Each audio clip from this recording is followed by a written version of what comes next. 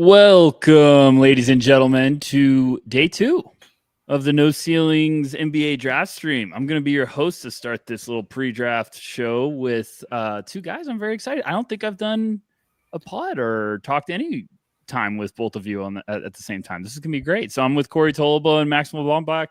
Let's start with Corey. How are you doing? How are we holding up? I mean, 2 nights. We're back. I'm so excited, man. Last night was a lot of fun. I do enjoy the one night over the 2 night from a fan viewing perspective, but from a No Ceilings content perspective, from a producing a show, it's nice to have it spread out. And we're already getting a ton of movement leading up to the draft with trades and stuff. So it seems like there's going to be a lot of wild stuff going on. I'm excited. Happy to be here. Maxwell, how are we holding up? I feel like personally, I'm a little pumped up that I got a little good of sleep last night. And day 2, this is the sicko day. This is the Draft Sickos pod. Thrives on day 2. Yeah, and it's never been more of a sicko scenario than this year's day 2, where we had so many players return to college. I'm fascinated to see what this second round looks like. Second round's always interesting because you get some agent steering. You get guys who only want guaranteed contracts that slip because some teams can only offer a 2-way. I'm so intrigued to see, are we going to see someone go undrafted? That's a surprise. Are we going to see a wild specialist bet? Is a dude like a Chris Mannion or a Cameron Matthews, who I know we all like here, going to get drafted that normally might not, but it's you know what, if I'm going to take a stab, give me the one guy who I know can do something. I'm really interested to see how this day is going to turn out. Yeah, I love day 2. I love the new format. I know I agree with Corey. It's nice to just be hey, let's get the party done in one setting. But I like the day 2 for guys with our draft sickos, who are always, deep in the weeds, because we do get to see we know there's some stuff going on behind the scenes. We get to see some navigation, but we could talk about day 2 and who we're excited about. But I wanted to get your guys' thoughts on day 1. Now that we've got some rest, I feel like the whole team's a little excited to kind of recap. So any standouts to you guys from day 1, now that you've kind of had some thoughts to start it off? Corey, let's hear from you. It sucks that the Pelicans are getting such bad press, considering the trade that they made in order to pull it off. But I think a haul of Jeremiah Fears and Derek Queen rocks. If you would have said I don't know, the Memphis Grizzlies managed to draft these two, everybody would be psyched. But the way that they went about moving up to get Queen obviously detracts from that a little bit. But personally, he was a number 3 guy on my board. So to get him at 13, I personally think is good value. I don't love the fit in that front court. I don't like the mystique of the Zion situation. There's a lot of things that I worry about, but personally, I'm kind of interested to see both of those guys develop together. I feel like they're a pretty interesting pick and roll tandem too. It's a long off season. I hope for the New Orleans sake, they have some things up their sleeve to outside of draft night to maybe bolster that roster so they don't end up giving up Cam Boozer or Darren Peterson or something. But with a night of sleep, I really like that. And then I'm a fan of Brooklyn's draft. I was also a big Yegor Demon guy. I know we have a panel full of Danny Wolf believers here.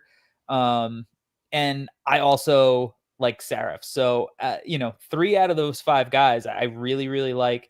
And as a local New York resident, I'm excited to head to the Barclays Center next year. Yeah, I mean, we could go into depth about Brooklyn because I feel like some Nets fans need some help today. But Max, I want to hear what are your reactions from night 1? What are you liking? What's going on? I thought I felt like it was a pretty strange night overall, especially with the trades, a little bit with the chaos. I think the thing that has me most confused is I feel like it's going to be kind of like a win or learn situation for me, where I feel like we just watched a playoffs where it's becoming increasingly clear that the bar of feel and skill and physicality has never been higher. And then a lot of teams took guys that are like young, skinny, unproven, maybe didn't have the best year at the level they were at before. And now they're coming to the best league in the world. And it's left me a little just like, wait, what is this? Are teams that confident in their player development? Because it feels like a lot of these times, these types of players don't end up panning out in this era. Or are teams going to invest more into that? Are they going to focus more on their G League affiliates if that's where these guys are going to play? It was a lot of confusing picks, a lot of really great value picks, like Yakashonis at 20, phenomenal value, I thought. Danny Wolf being the last guy that the Nets picked when I had him the highest rated out of all of those guys. It was a strange night, I thought. You know, it's interesting you bring it up. I feel like I was talking with Steven before we hit record. It was like, after day one, you kind of always, with us at No Ceilings, we're so caught up with the stream and everything going right and all this stuff that you have to go back and go like, oh, he went there? And you're trying to like remember. So I feel like there was chaos in the top 10, and then we got out of that, and it just got nuts. You know, Essengay going to the Bulls, I think we thought, but it was like, oh, it happened. Corey, we can get your thoughts on that. And then Pelicans going up for Queen at 13, Carter Bryant falling to the Spurs. We were all like, oh, wow, that's a good fit. And then Sorber, Hansen, Yang, Berenger, the next three, we were like, what's going on? Let's talk Hansen, Yang. Yeah, let's do it. That's where I was getting to. Gosh, you know. I feel Portland like fan wants to know. Give me the Hansen Yang hour. Let's do this. I feel like I'm a little optimistic about Hansen Yang. He finished 32nd on my board. So to me, like going 16th in a draft first, you know, being like at the very beginning of the second round, there's not that big of a difference, especially when you're looking at it from a team perspective as to like who you're specifically going to target. I do think it's odd that, you know, he's the guy they were targeting, considering Donovan Clingan is like really good at basketball. And he is a center that you were imagining they're going to put a lot of equity in developing, but even in college, he was not a guy who was able to play a lot of minutes. So maybe having two gigantic big men who are skilled in their front court, giving them 48 minutes of legitimate 7-foot center depth is something that they wanted. But this is a guy who I feel like just because he's a mystery and he played in a league that is really hard to scout because you just go, what am I watching? Like, what am I looking at? Like, he's so much bigger than a lot of these guys. How do we rate this? And then you can go to the summer league and be like, oh, he wasn't great, but like also he flashed a lot of interesting stuff in that summer league. We're talking about NBA summer league, right? Against, you know, so like, I love that they were just like, hey, everyone's going to be shocked by this. And like, who cares? We think Brooklyn might take this kid with one of their 7,000 picks.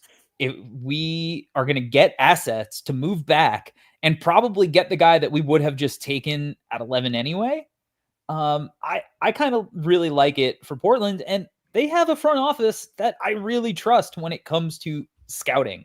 And you know, you can go back and be like, hey, like Hansen Yang was awesome in the FIBA.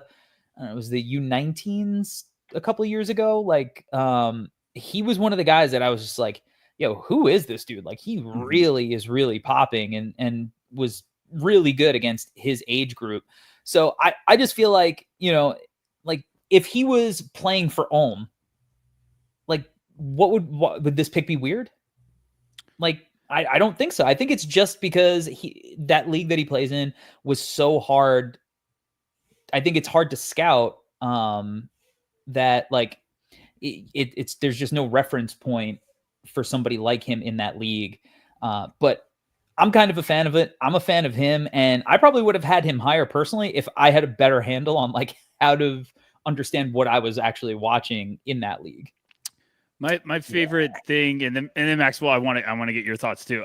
My favorite thing is social media teams that just kind of understand what they're doing around the draft. And right after that pick, Portland just put out like his workout, and I love the Blazers social account because they always put out like if you watch that video, he is just cooking in scrimmages and everything. Like he's throwing dimes left and right. He looks fantastic. So I always feel like that's also the sweet spot of the draft of like, if you're going to swing, you better swing. And I think the Brooklyn thing was probably a real fear. Like we had heard intel that it was like Brooklyn, Hansen Yang, Brooklyn. So I'm like, well, are we sure it's the second round if they have all of these picks? Why don't they just take them in the first? So I wonder if Portland maybe was like, we might lose him if we go back. So Maxwell, let's get your thoughts. Yeah, I think your point about Brooklyn is spot on too, especially when you consider that they drafted Danny Wolf. Like they did go with a skilled big man that's like offensively tilted in a similar way. I'm quite a bit lower on Yang personally. There was I loved the bigs in this class. Like I was talking about this yesterday. Like every pick, I was like, how about a big? How about we get some Sorver, some Berenger going here? Like I loved the bigs in this class. So for him to go ahead of guys like Berenger and Wolf that I think quite a bit higher of, I was not the biggest fan of the pick, to be frank. To kind of give context to what Corey was saying about the league being difficult to scout, one of the things I like to do is just anytime with an international guy, I just do a quick refresh before I go into the film, look at the guys who play that player's position in that same league and just kind of see who's there. And like the top bigs in that league are like Jared Sullinger, Eric Moreland, Dedrick Lawson, TJ Leaf, Reggie Perry. It's a lot of dudes that like we're too undersized to play center in the NBA and we're athletic. So it is like hard to know what you're looking at. It's like these numbers are still good for a guy who's playing dudes that are like 30. Yeah. And to be fair, like those guys are better than a lot of the bigs that play in college. So like, yeah. So it's just like, well, but what is that? You know what I mean? And then it's tough to contextualize. And who now sees this point, there's zero defense because Hansen Yang was defensive player of the year in that league. And like the runaway leading shot blocker in that league, like not particularly close. And you watch him at the combine scrimmages and he had some moments defensively, but far from spectacular. Like if you put any other conference player of the year out there defensively, they look quite a bit different. Look at how Jameer Watkins looked defensively at the combine relative to Hansen Yang. There's a world of difference. I think my hang up with Yang is when we're dealing with these skilled bigs, I feel like there's three boxes. There's like the shooting box, the strength box, and the agility box. And you need to have like at least one of those going on. And I'm not sure that he does yet. Now, if you're patient and one of those comes along, again, you're dealing with like a really special mental processor. And then the pick suddenly becomes worth it as a 16th overall pick. But like, if you look at a guy like Queen, like there's certainly a power element there. If you look at a Jokic, there's a strength element. There's a shooting element. Şengün is like really agile laterally. Like all of these guys have a little something athletically that gives them a path to victory. And I don't see that with Yang. He got stripped a lot. I don't think he's very light on his feet yet. But if you're confident that you can get him in one of those areas, whether it's just the shot to get him to like a good reserve spot or one of those athletic areas, I think that's how you win with this pick. I wanted to ask both of you because this is one that there's always a draft pick in the first round that like throughout the day of me getting ready for round two, I'm like, why did they go that route? And I feel like with Yang, I'm starting to be like, okay, wait a second. I might see what they're thinking here. Is it they feel so good about the team defense that they're just like, wait, let's get this super advanced big processor on the offensive side of the ball and maybe we can kind of shield him defensively while he gets his feet wet? Like, is that the roster construction building you're thinking? Like, hey, let's now counter that with a really talented offensive playmaker. I don't know. I'm just trying to kind of buy into it because I'm like, well, I get the swing if you're seeing that way of like, look at all these defensive guys we're going to have around him. Now let's get this talented big with upside. I think there's merit to that, especially when you are so big. Like you're also just going to be a deterrent by sheer size. Yeah. And I think he's a little more agile than a lot of people are probably giving him credit for. And he's young and he's going to be able to work on a lot of that stuff.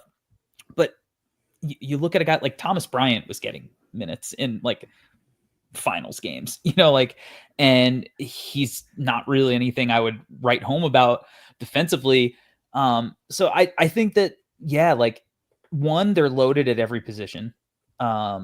And so at this point, it's just like, we just think he's the best player. I think it's literally, they just think he's the best player. I think they probably think he has some kind of outlier traits. And I don't know that they're wrong. I mean, I think he's a really, really, really fun passer at the center position. And I think that's really important to have those skills. I think he's big. He's going to set screens. Like, I don't know. I'm very in on it. And maybe it's because I trust the people running the organization to have done that due diligence. And, but from what I understand, they've been tracking him for years. Like, this is not just, oh, he had a good combine. Like, they've done the work on this kid. And again, like, we're going to look back on this draft like we do always.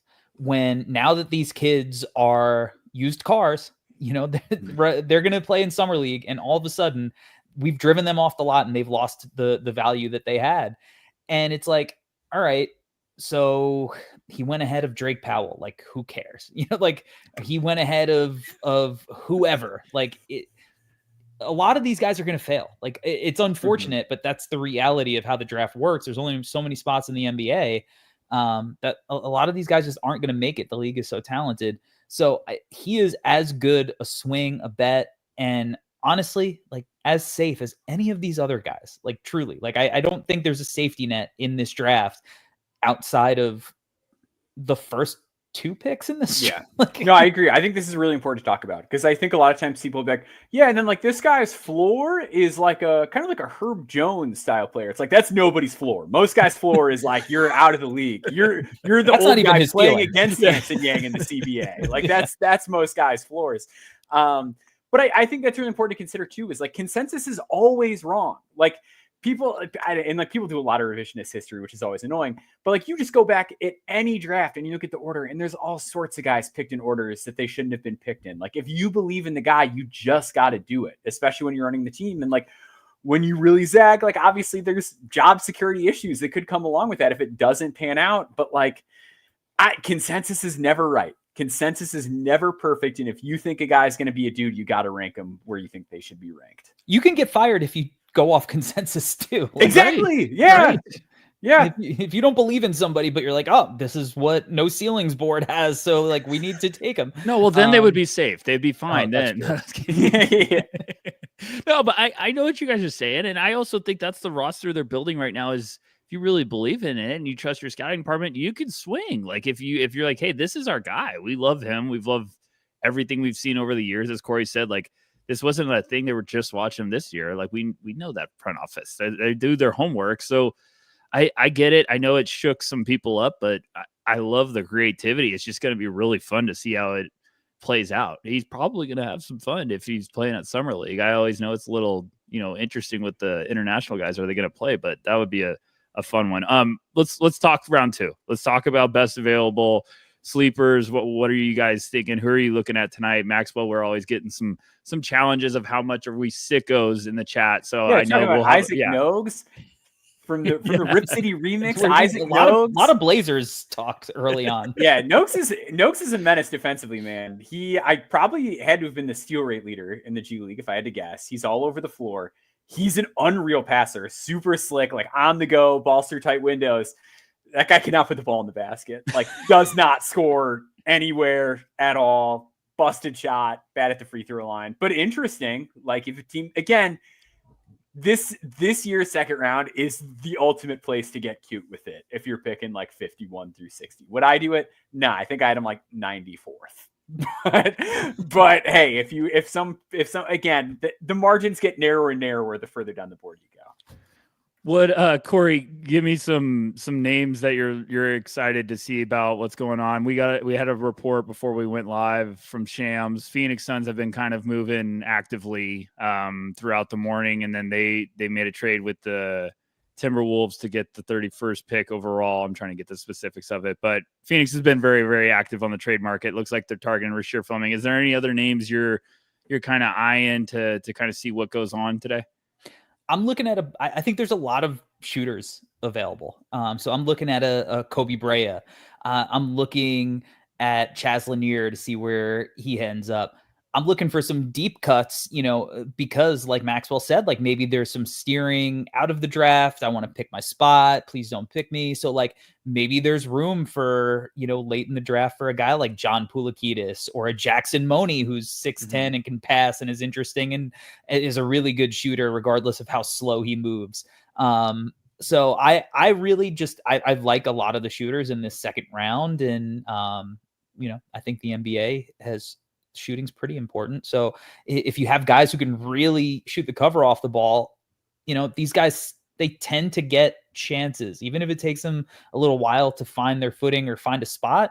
A lot of times they end up, finding a place that they really fit. And, if a guy like Matt Thomas is going to get multiple stops in the league, like I don't see how some of these guys don't, at least get cups of coffee. And at the end of the day, even if maybe their defense isn't up to snuff and they can't, stay on the floor in high leverage playoff situations, they'll be fun to watch, in game 74 on a Tuesday night.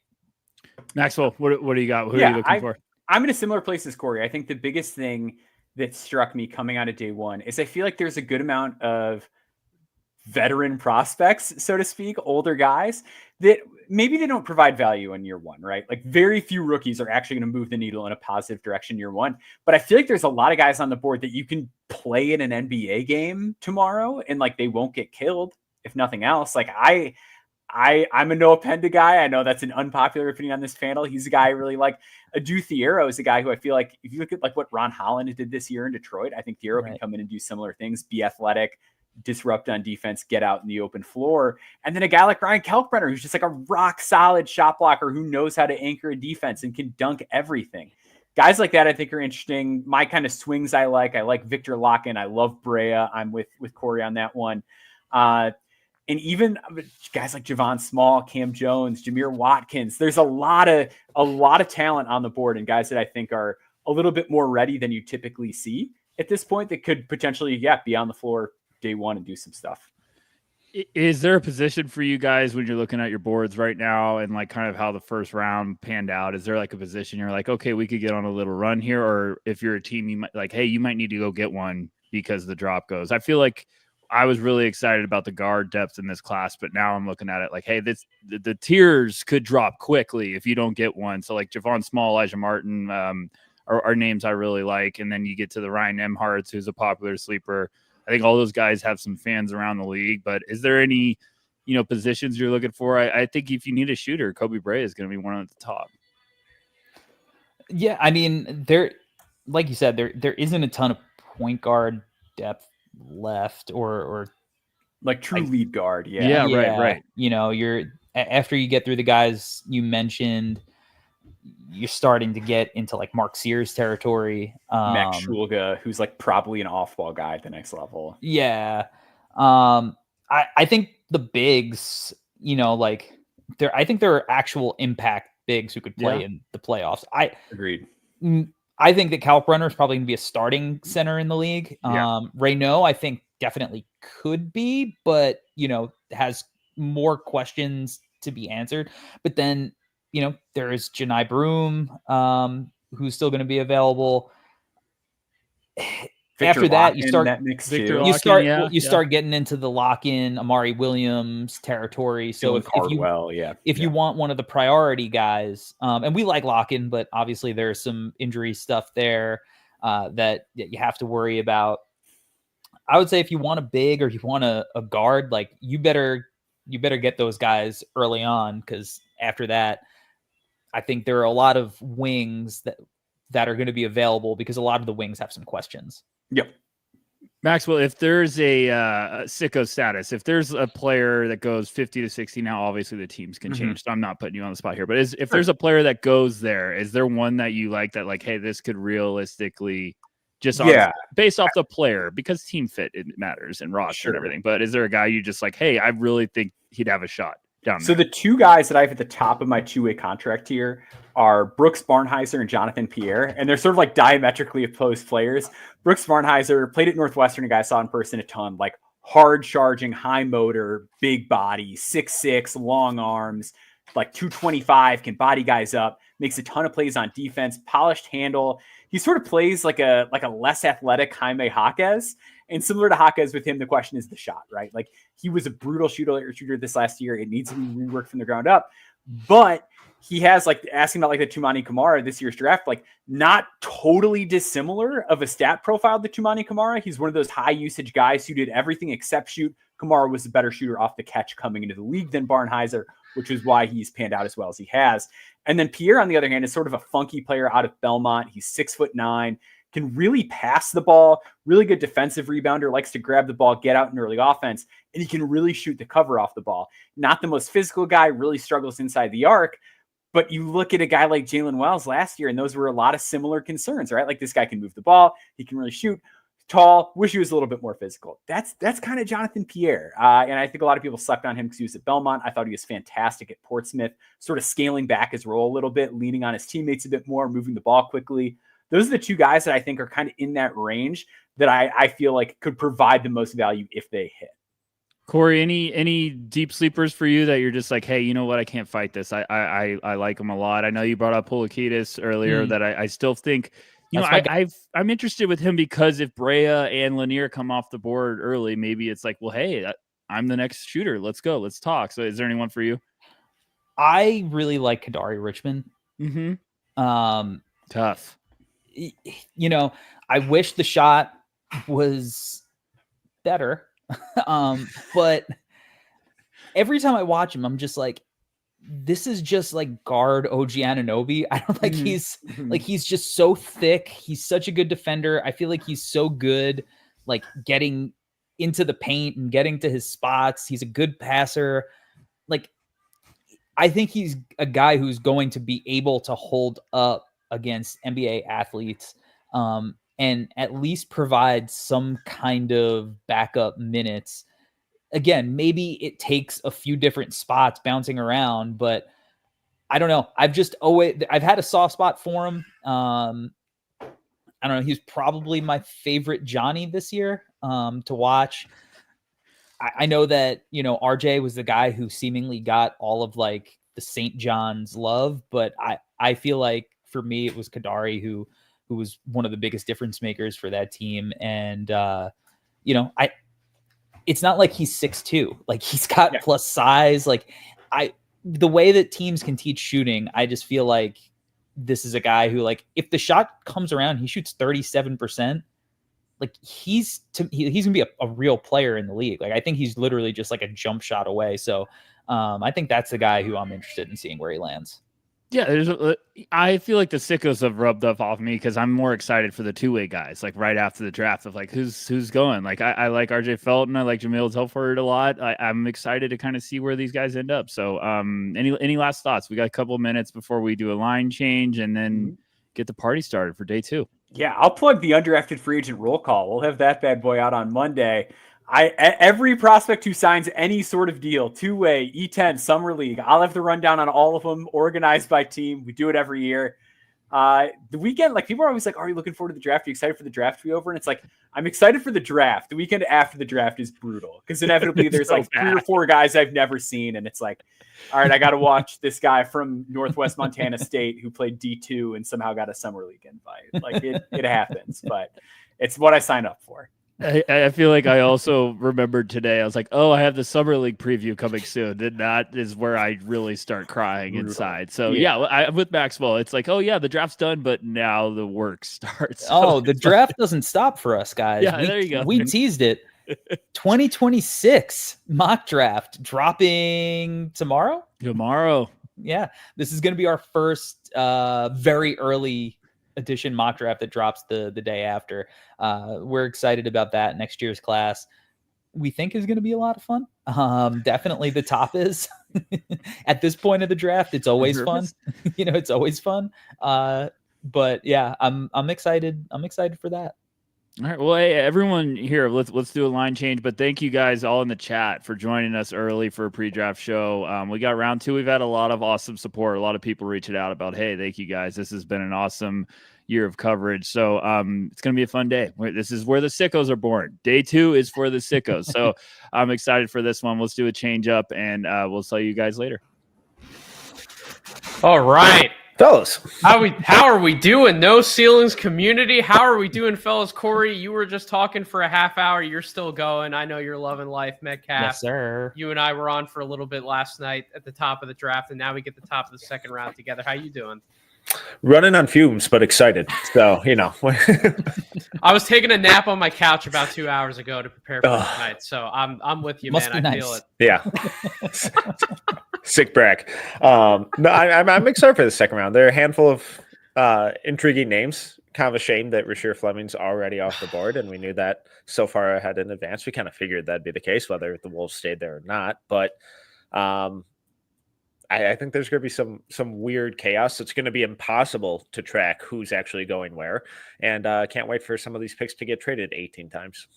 So as ESPN's Sham Sharani already reported, we do have Rasheer Fleming off the board to the Phoenix Suns in a trade that was done with the Minnesota Timberwolves. Metcalf, you guys are moving back about 5 spots. I'm curious, what do you think they're still going to target at 36? It honestly wouldn't surprise me if they just kind of keep trading back until they trade out. But I mean, if they're at 36 and a guy like Noah Penda maybe falls there, why not swing? I honestly have no idea. The only name that I knew was kind of linked there was Fleming. I know Penda worked out for him earlier in the process, so it might just be like, hey, what do we value more? A couple future seconds, or take a swing on this toolsy French wing that some people are in love with. So I think it'll be really interesting. That I don't think they're cemented or married to anything necessarily.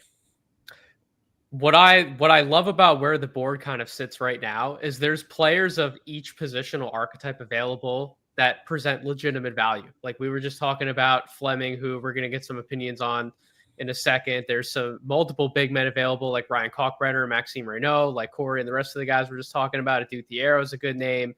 You got guards like Cam Jones, Sion James. Like there's just so many players of different archetypes available. You can get value wherever you're looking to find some need. But we do need to talk about Fleming since he's probably going to be the first name as reported we're going to hear off the board tonight. Corey, what do you think about the Rasheer Fleming fit in Phoenix specifically?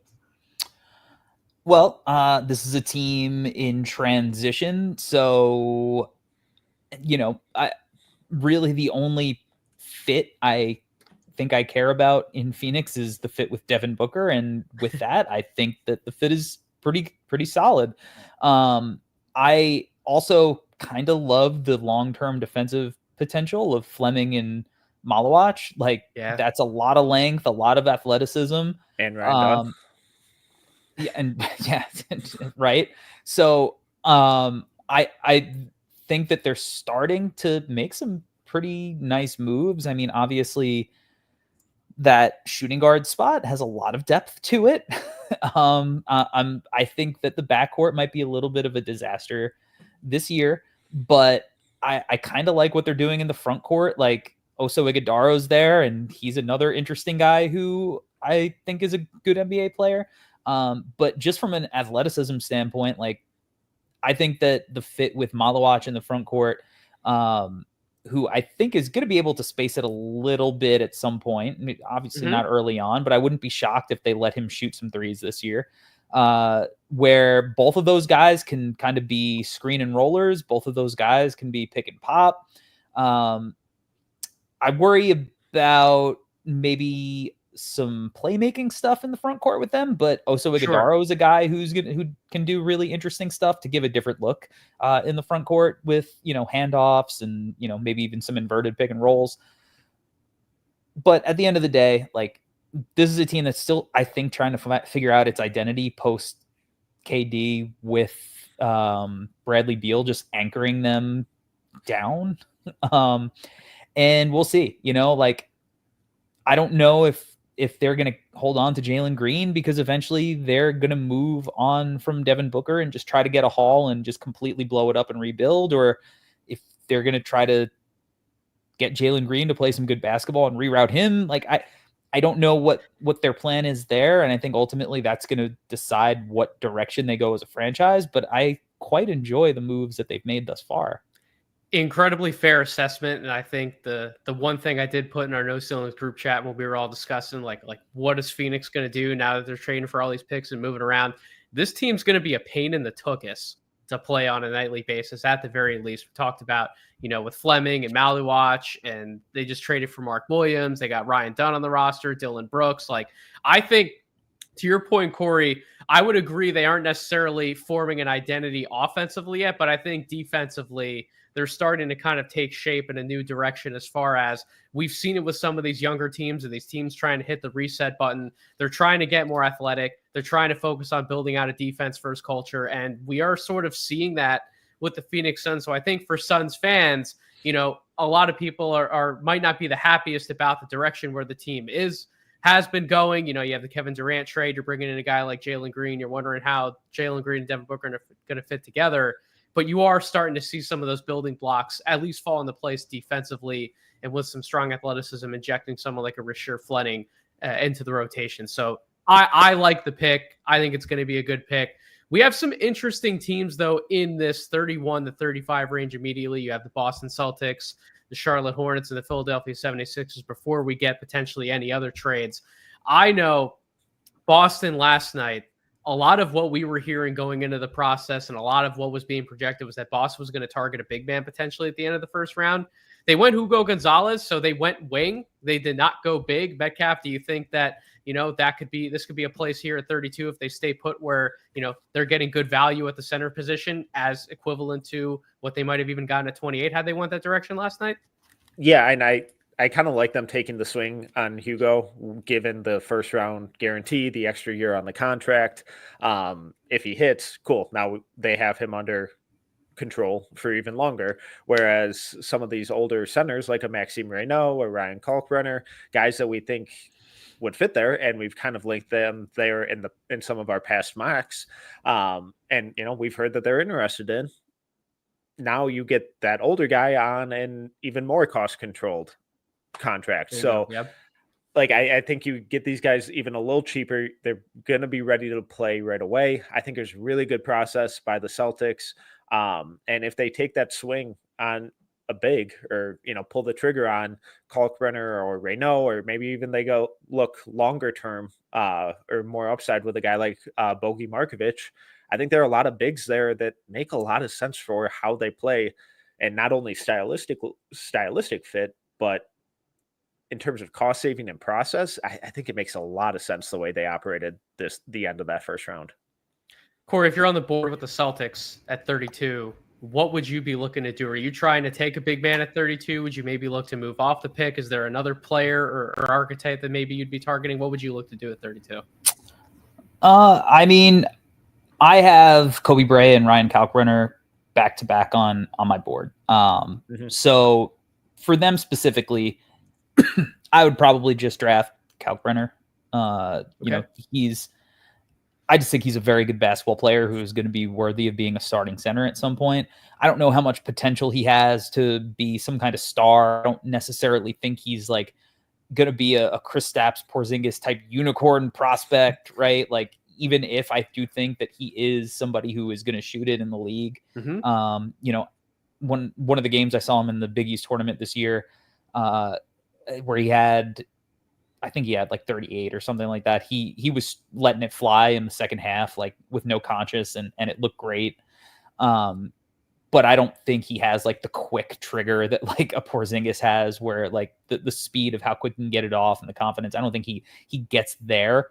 So I would probably just take Kalkbrenner, because I think that getting him on a really cheap contract, value, where one, you can kind of let him explore the studio space this year, where I actually think the Celtics are going to be pretty good still. I don't get why everyone's oh, they're barely going to make the playoffs. The East is decimated, and they still got a ton of talent. They're going to be Peyton Pritchard. If they let Peyton Pritchard just rock. You mean they did in a bunch of games this year where he was flaming second and third units constantly, and it didn't really matter if they were playing a tanking team one night. It's oh, cool, Boston's still going to win by 30 because Peyton Pritchard had 45. Yeah, that team is still going to be really good. So he can still help them. I think they're a playoff team. So I don't this tanking thing for them, right? Unless they move off of Jaylen Brown. And again, you would have to get no assets back. I guess they're going to, I don't know, I guess they have to move Derek White for monetary reasons at some point, but I don't know. They just have a lot of talent still. I think Kalkbrenner fits the timeline of, all right, well, this year we don't need to win a championship, so let's let him get some minutes so that next year when Jason Tatum is healthy, we have a valuable piece that actually has experience under his belt, is older. So for me, I think that's the move for them. Oh, dude, I don't believe for 1 second that Boston would be anywhere close to the lottery next year, because you talked about who they obviously have still on the roster. they can make another move at the deadline if they really want to. Like, you have Anthony Simons and George Niang's contracts together. Yeah. You're at about like $35 million between the two of them. So if you want to go get a legitimate piece of the deadline and all of a sudden become a buyer, you get word that Jason Tatum's going to be able to come back. We think they're going to slow play it. We think he's going to slow play it coming back, but you never know. Anything is possible quite literally in today's NBA. So they still have the contracts to be able to go get another legitimate piece on the market. So I agree. I don't expect Boston to be bad. There is one guy though, and when we get past the Rasheed Fleming pick, Corey, I agree with you. I think I would take Kalkbrenner in that spot. I would stay at 32 and select him. But there's another big man who, listen, by our composite rankings on NoCeilingsNBA.com, we did not have Maxime Raynaud as a first round prospect. However, when you're in that 25 to 35 range, you're close enough to being a first round grade. Yeah. But I got to be honest, I was a little surprised that he didn't go in the first round last night. And we all have nits to pick with him. We've had plenty of backroom discussions as to why maybe we didn't feel strongly of having like a top 20 or a top 25 grade on him. But you still have a very productive center who has a little bit of an experience before he got to college in terms of playing basketball at a high level. He grew as a player throughout his college career at Stanford, became an improved player overall, both on offense and defense, averaged 20 and 10, went to the combine, put on a show at the combine. By all accounts, a lot of the intel we were hearing was positive on Raynaud. Are either of you guys surprised that he slipped in the second round? I mean, we always have one person or two guys who slip every single year into the second round, but were either of you guys surprised that he slipped? I guess a little bit, just because, consensus mocks and, the community kind of had him in that early or that mid-20s range. But I think something we continue to see year after year after year after year, NBA teams just don't value these older guys. And when these guys fall, they're falling into the early second so they can get them on these cost-controlled contracts, and they can take the younger guys on the longer guaranteed ones where they have a little more control. I think teams are going to continue just using that first round as their ability to purchase lottery tickets and try and take the most upside possible. I think Maxime Raynaud is intriguing. I think he's a fun offensive player, but there are legit concerns on defense and, the outside shooting numbers, the raw numbers aren't like insane. They're good and the volume's there, and you have to watch the film to his shot's a little funky though. It is a little funky. So if you're not buying into that too, plus some of the defensive stuff, like I don't think it's hard for teams to like fall out of love, whereas draft Twitter or people in the media can fall into it based on highlights and some of the numbers that you see. Corey, is there any particular spot in the second round? Doesn't necessarily have to be like one of the teams we're seeing over the next few picks here, but is there anyone in particular, any fit you might see for Maxime Raynaud, whether it's a specific team, whether it's just some things you want to see around him in order for him to be successful? Like, what are you feeling with Maxime Raynaud? Well, I think that right now it feels like Charlotte has a little bit of an opening at the big man spot. They don't have a ton of, I know Nurkic is there, but that doesn't seem like a long-term piece to me. I think with the kind of offensive team that they're building, that would be a really fun offense, defense be damned. Obviously, I think Boston would be a great spot too, knowing what we know about how they like to play, spacing the floor. That would obviously be interesting. If he made it to the Pacers at 38, or where are they going? No, did they trade it to the Spurs? I don't know how this works. No, they're at 38. They're at 38. Okay. Yeah, that's their one pick. Yeah, so that would be interesting. I think so. I don't know. I'm a little shocked though that he didn't go in the first round, because I feel like we have seen guys who have played really well in the combine earn themselves like either a first round grade or I guess going really early in the second, whether that was Nembhard, Jalen Williams, etc. So I think we saw it with Yannick Konen-Niederhauser. I think we can say it's safe to say that like he made a great impression at the combine and he was a first round pick last night. Yeah, no, that's true, right? So I think that I wouldn't expect Raynaud to be on the board super long, but it's not often, I think, that you have this much depth in the second round with players who are pretty good. And I don't necessarily know if any of them slipped, but there's still a lot of talent on the board.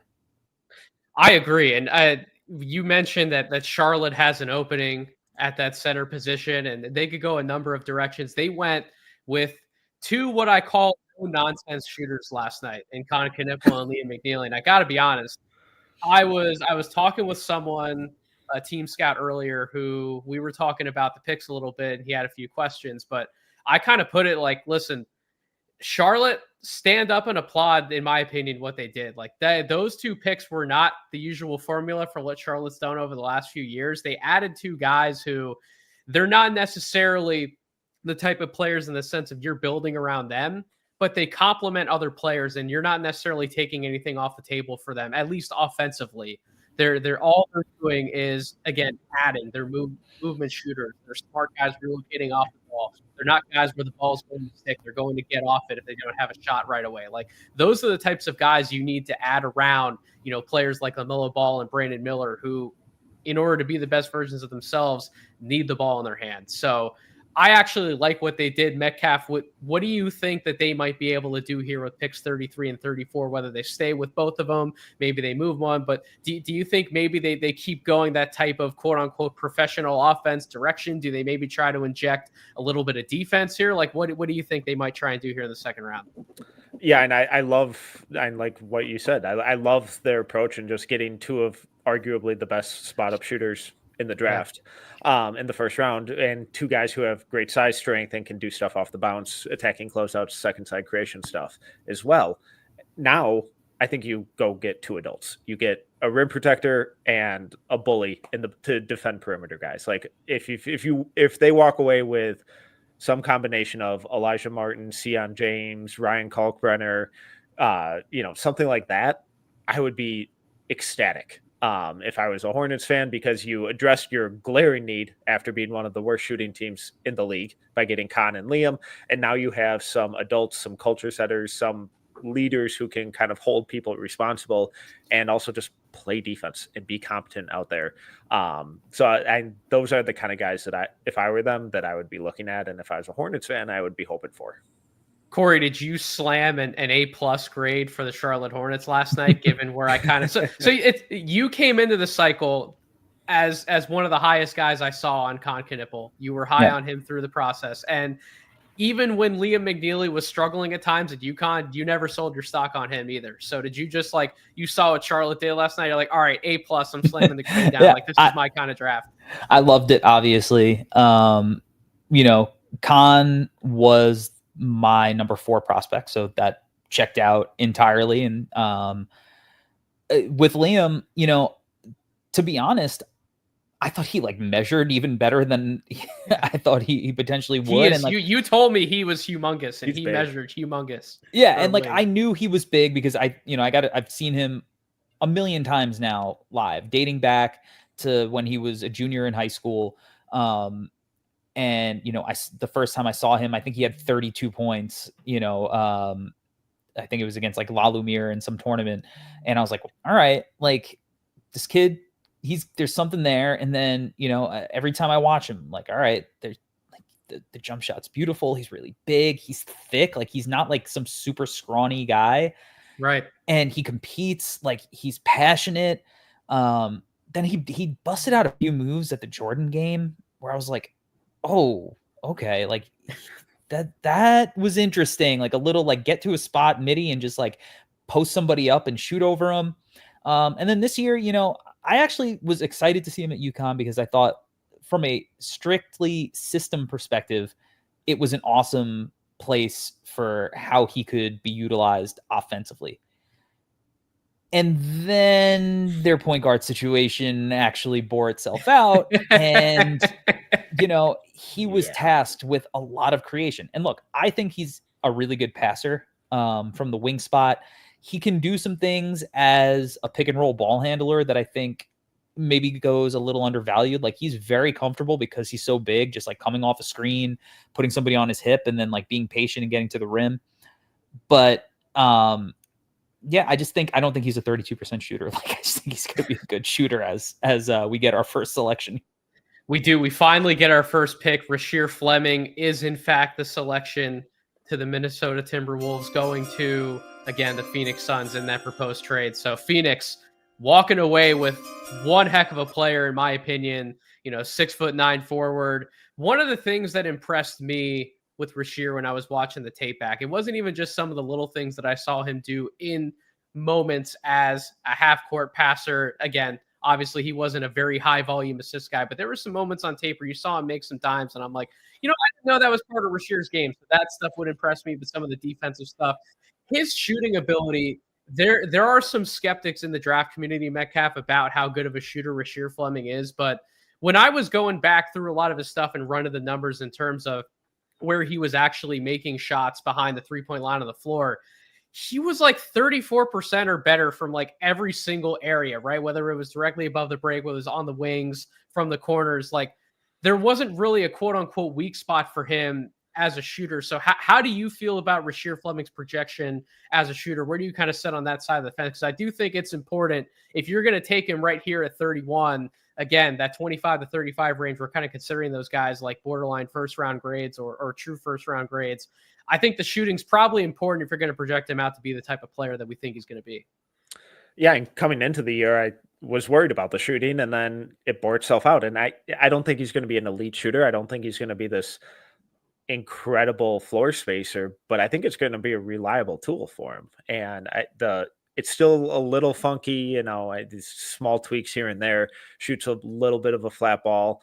But the volume and the confidence I felt were there this year. And that's really encouraging for me going forward, whereas a quick trigger, really high volume, and a lot of applicable shot attempts where we didn't see him out there trying to ISO guys and pull up off the bounce. It was all spot up, pick and pop type of stuff, and he took like 5 jumpers off the bounce this year or something insanely low like that. So it's like, all right, what versatility are you getting? Not much, but when we think about him playing with the Suns and spotting up off of a Booker Malowich pick and roll, just the fact that defenders are going to have to respect him out there to some extent is going to improve the rolling lanes for Malowich. It's going to take away another help defender digging down on Booker. And if they don't, then he's going to make them pay from the corners or, top of the arc or something like that. So I don't think he's going to be an elite shooter, but I think he's at worst going to be an average one, especially in his specific role. Like we've kind of talked about, Corey, like we see guys slide all the time in the draft. We see guys go later than we thought they were going to go. And there's sometimes off-court reasons and some intel related things that we don't necessarily always know about. But if we kept it to on-court, Corey, with Rasheer Fleming, what do you think might have been some of the concerns that teams may have had with Fleming? And how do you think he can answer some of those concerns and succeed in Phoenix? Maybe what position is he truly? He kind of looks like he'd be one of these modern wings, but he really plays more like a play finishing big. There's some stuff as far as his connectivity as a playmaker that I think, in the modern NBA where you want guys to just be like flying into actions, like at the snap, just, I get the ball, make a quick decision. Maybe it's a handoff, maybe it's a next pass, where he's much just more like when I get the ball, I kind of need to shoot it. Like, I think there is that self-creation that Metcalf brought up. Granted, with Eric Reynolds on your team, you're not going to do a ton of self-creation. And the 5 attempts that he did have were, those 5 attempts that he did have were all like, and I think 3 or 4 of them were like end of shot clock buzzer beaters. But you know what it is? Like, he's on an upward trajectory, and he was not a highly touted recruit. This is a guy who was on the same team as Aaron Bradshaw and DJ Wagner and was the, lowest ranked prospect in that grouping. So I think in his weaknesses, he did make improvements. It's just like, can he continue on that trajectory upward? And then also it's, he played at a smaller school. So I guess like there are questions about that, but we saw him against Texas and, in that tournament, the 2-day tournament at the Barclays Center, he was an absolute monster. So, I think he's moving in the right direction. You guys are going to get a field day from what we just saw on stage. So we do have some breaking news. The Boston Celtics traded the 32 pick to the Orlando Magic for numbers 46, 57, as well as a 2026 second rounder and a 2027 second rounder. And guess what, Metcalf? The pick is Noah Penda, another forward who can't shoot. Love it. Going to Orlando. Gosh, yo, we love it. We love the draft, don't we? And it's a swing. And in the second round, I mean, this is, I don't love Noah Penda, but this is the range where that type of swing makes sense. Those who do love him really buy the defense, and they're more optimistic about the shot. I think he's a smart player. I think he's a smart passer, but I worry about the handle, and I don't buy the shot. And I think there's some very serious, specifically on-ball defensive issues where the fundamentals and the consistency just aren't there. My biggest concern with him is that he's felt like the same player for like the last 2 to 3 years, and I have yet to see that massive improvement. He's fun getting downhill, slashing, but in an NBA context and an NBA rotation that already is struggling with shooting, I know they got Desmond Bane. I love the Jace Richardson pick for them. It's a swing, and that's kind of all I see it as. It's definitely a swing. And Corey, we're already 2 for 2 on the no ceilings mock draft in terms of where these guys went as far as pick spot. But I think when we were in the war room discussing what were we going to do with Boston at 32, that's where kind of why we thought Noah Penda made sense, because he just seemed like a Boston Celtics type of player. He would fill a need for them at the forward position. Honestly, a power forward right now with Jason Tatum out, their only true 4 they have right now is Niang. So he would have made sense from a size perspective, a defensive perspective, kind of sort of playing into what Boston likes as far as that physicality, being able to make quick reads in the half court. But he's going to Orlando. Are you a little bit surprised as well that Penda's the pick? Because like, if you're Orlando's trading at 32, we talked enough about Kobe Brea before the second round started. Like that to me would have been like an awesome Orlando Magic pick. I agree. That would have been an amazing spot for him. I mean, this is the same front office that drafted Chuma Okeke, right? Which I think kind of similar idea. That's right? a great comp. Did you put that in our draft guide? That's a great comp. Man, I like Chuma at Auburn before he hurt his knee. Yeah, so it's not shocking, but everybody talks about the shot being the question. This is a guy who was 54% in the half court at the rim at 6'8" and 240 pounds. Like he took some awful angles driving to the rim. Yeah, he just has awful touch. Like is the problem. And when you look at the paint, like I know that they drafted Jace, I know that they got Desmond Bane. That's definitely going to help with their spacing. But I still think Noah Penda is going to have an issue with somewhat of a clogged paint, because I don't really think that you're super worried about most of the players on their team from behind the arc. And I think they're going to, teams are going to be like, hey, Jace, we know you're a good shooter. Prove it. And they're going to, before he really, I think, has that kind of gravity from the perimeter, because he also was not a high volume 3-point shooter at Michigan State, or if he was, I think, a higher volume, he probably wouldn't have gone where he went. If he was just getting up more threes, he probably would have gone a little earlier. So I don't love the fit. I guess they're just going value. I've never been really a big Penda guy. I would have definitely gone in a number of different directions. I know that there are a lot of people who like him. His advanced stats are mostly positive, good rebounder, good passer, etc. But I think his offense is just so far behind as far as what he can do scoring effectively. And if he's not an efficient finisher, I don't care how cool of a make the next pass kind of passer he is, he's not going to survive. I think his defense is totally fine. Like, he's strong, he'll hold up, he can move his feet, but he's not super disruptive. He's not like, I don't think anybody would look at Noah Penda and be like, oh man, I hope he doesn't switch on to me. Like, that's just, no one's intimidated by him, I think, as a defender. So it's weird, but I guess at this point, if you're just like, hey, can we get a good basketball player? And you think he happens to be a better basketball player than Ryan Kalkbrenner and Raynaud and Kobe Brea and all that, then, more power to him. Not my cup of tea, but I've always been a coffee guy. I will say really quickly, I was talking to some people, Metcalf, earlier about the Jace pick specifically. And I thought, I mean, we talked about it in our war room, like we thought that was a home run fit, like just because, you know, Jace, again, he wasn't like a high volume type of ball handler and playmaker for others because he has trouble getting past guys off of a standstill dribble. Like he's not the type of guy who's going to break you down one-on-one, but if you get him moving off of different actions and having working ball screen offense, like he can be a dynamic guy once he gets downhill, stopping and popping for a mid-range look, going to a floater. He can make open threes, but when you have so many different guys in the Orlando Magic who can set a legitimate hard screen for him at any given point, you can have different guys rotate in and rescreen for him. Like that's the type of team where I actually wanted Jace to go to. Like that to me was a perfect fit. I actually love that pick. Yeah, and that's what I was saying all year about him, where it's like if he goes to like this cluster of teams, I love it. Other places where he's going to have to play more initiation, I get a little more questionable. But it looks like Hornets pick is in. Sion James.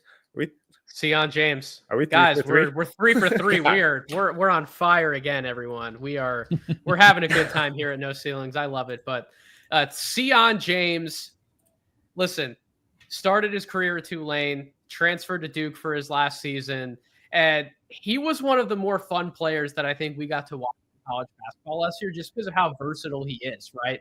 He's a bigger guard.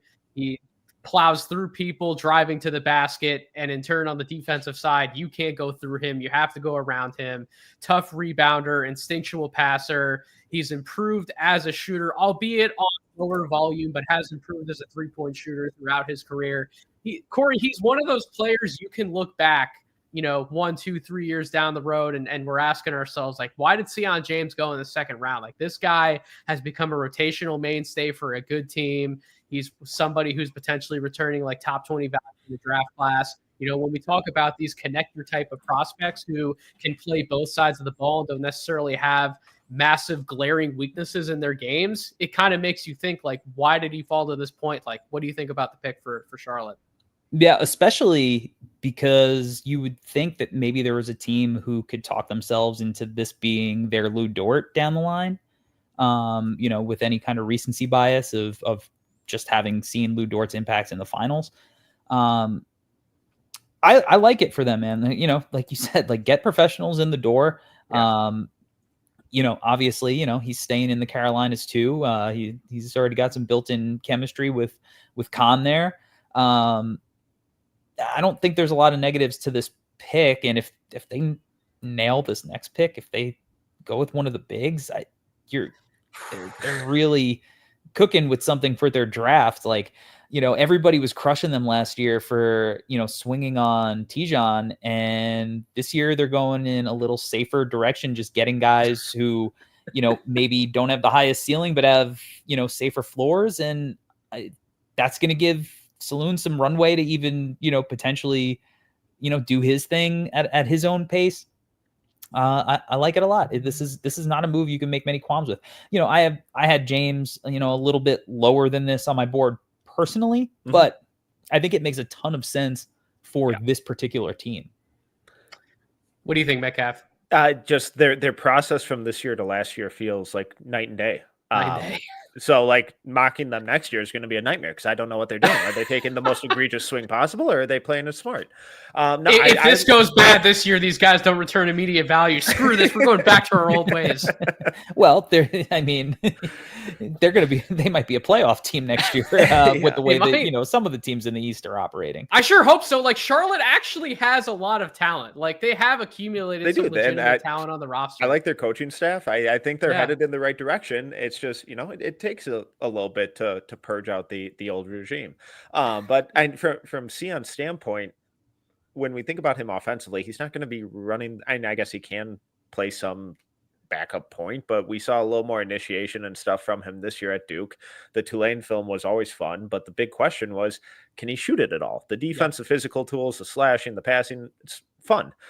But can he shoot? And this year off the catch, he was in the 98th percentile shooting off the catch, just under 47% shooting off the catch from three. And when we think about his three-point attempts at the next level, that's what it's going to be. So you put him in the corner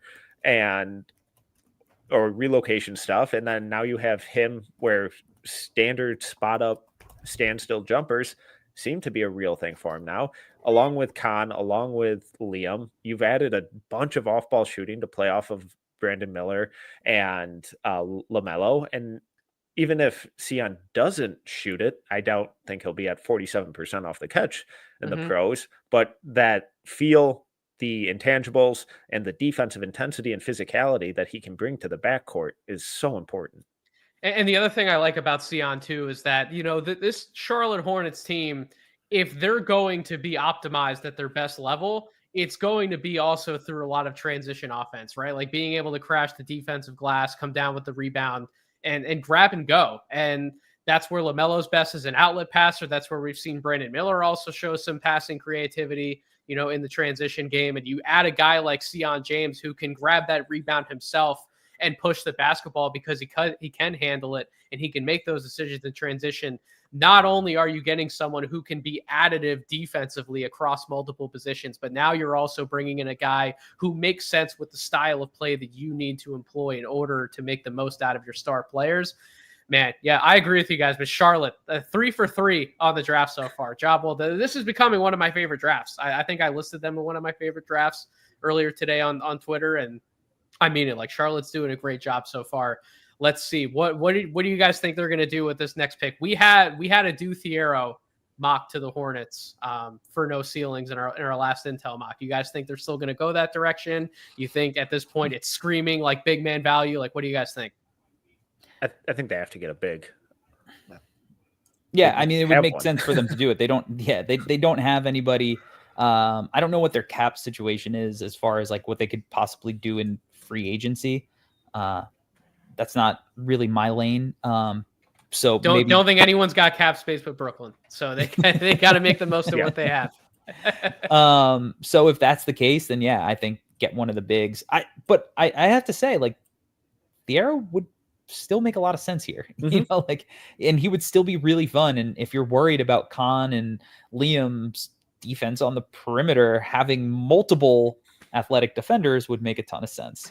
All right, here we go. We do get Ryan Kalkbrenner off the board, so that makes a lot of sense for the Charlotte Hornets. We just talked about Metcalf. You seem like you're going to like throw something through a window, or no? Or what's the reaction here? I love it. I think it's smart. It's taking a really good player. Is he going to be an elite starting center for 15 years? Is he going to be an all NBA guy? Probably not. But you know exactly what you're going to get out of him. Really good rim protector, really good rebounder, never gets in foul trouble, purely drop and all that kind of stuff. But you deal with it. And here's a 4-time Big East Defensive Player of the Year for a reason. The kid can just flat out play. And as that screener, I think there might be some legit pick and pop stuff down the road, but even if there isn't, he's a really good offensive rebounder. He's tough to move, and he's a good rim runner with his vertical spacing in hand. So I just think they did a really good job of addressing needs with the best players available. Yeah, to me, he's the exact type of fit you would want offensively next to, again, passers like LaMelo Ball and Brandon Miller. He'll go up, he'll finish those lobs. He's someone who can crash the offensive glass and just, again, create some of those looks for himself in a non-traditional way, not necessarily the way you would think about it. He's a good screen setter up top. Corey, do you worry about him, though? I know we're going to talk about some of the defensive stuff. Obviously, he's one of the best pure shot blockers in this class, but do you worry about him defensively from the standpoint of the perimeter defense for Charlotte hasn't necessarily been the best over the last few seasons, and if it doesn't improve, you're asking Kalkbrenner to be a little more active defending in space somewhere that he can be exploited. Do you have any of those concerns with Kalkbrenner, or do you think he's smart enough he's going to figure some of that stuff out? I actually think he's going to be fine on the perimeter. I know that he was mostly a drop big, but seeing him move, and I've seen Kalkbrenner 1,000 times now, being a Big East guy and having him come through to the Garden quite often. Like, I've seen him up close. I've seen how he moves. And, I almost feel similar to the dialogue maybe with like Edie, where people are like worried about him, but you and I had seen him a couple of times where we were like, no, like, he's actually more mobile than you think. And I think with Kalkbrenner, it's the same thing. Is he somebody who you're going to be asking to blitz ball screens and then have to recover to the rim? No, but if you're like, hey, can you show on this screen and then get back to your man? Like, yeah, I think he's going to be completely fine because he's really smart and he's gigantic. He's super long. So am I worried about him? No. Am I worried about LaMelo's effort level defensively? Of course. Like, but what is Ryan Kalkbrenner going to do to affect that? That's not his job. If anything, he may make it worse because LaMelo will be like, oh, I got this giant behind me. We're good. We're good. So no, I'm not worried about him. I think he's going to be fantastic. And for somebody who is such a good finisher around the hoop, like he's just gonna absolutely love playing with and not even just LaMelo. I mean, look at what Khan was able to do with Malawach in ball screens, how many lobs he was able to feed him. Brandon Miller is a really good passer. And we've already said that Liam McNeely is an underrated playmaker as well. So for him, he's going to be able to do. That's what I said. Like there's like they have, and Sion, right? Like Sion too. Sion, so all these guys that they've picked up as well as who's already on the roster, it's just a bunch of guys and Trey Mann is on that team as well, who I think is a really interesting piece. This is an interesting fun team. Like this is going to be a league pass team for me. This is not your grandfather's Charlotte Hornets. We'll put it that way. This really does seem like they're turning a different direction here. That David Wesley's not walking through that door. That's 4 for 4 for me on the picks, and you go back and you look at mock drafts, whether it was ours, whether it's ESPN, Bleacher Report, anyone else out there, like nobody had Ryan Kalkbrenner falling into the second round. Everyone had him going in the first. Everyone had a first round grade on him. So just from a perceived value standpoint, I mean, Charlotte is doing an incredible job here with that pick. So just real quick, right, Nathan, I gotta call out ESPN here because they just showed all 4 of the Hornets picks, and instead of Sion James's picture, they had Bryce Williams up. Can we at least get the guys right? Like, come on, like the worldwide leader. Bryce Williams would have been a fun pick though for Charlotte. I like Bryce Williams. I'm intrigued by Bryce Williams, but he hasn't been taken yet. Can we at least get Sion's picture up there? Oh my gosh! Listen, production issues. It happens to the best of us, but ESPN got to do a little bit better of a job there. That being the worldwide leader, Nate. They are in fact the worldwide leader. Woj ain't walking through that door. Guys, my Philadelphia 76ers are up at 35. I have no idea what this team's going to do. Who do you want? I want your emotional response. Who would make you excited? Not who do you think they'll go with? What would be the smart? Who do you want? I'll give you 2 guys who I would be excited about. I think at 35, Thiero to me would make a lot of sense as another open court athlete. The 76ers have just needed open court athleticism for the longest time. Now they're finally starting to draft it, and Tyrese Maxey and VJ Edgecombe and Justin Edwards. We could keep that train rolling with somebody like Thiero, someone who, again, he's an easy outlet in transition. You can look at somebody like Kobe Brea, I think would make a lot of sense. We're getting the pick right now. Oh, Janai Broom. We had that on the mock. Listen, we had that. I told you guys. I felt like Janai Broom was a Daryl Morey pick. So if you're going to ask me who were they going to take, I think Janai Broom makes a lot of sense. Look, this team, we don't have to slander Joel Embiid. There, you got a million people that are already doing that for him. But you have a Dem Bona behind him. We don't know what's going to happen with Drummond's salary. You would think they're probably going to have to move off of Drummond in order to get the financial flexibility they want to re-sign both Quentin Grimes and Gershon Yabusele.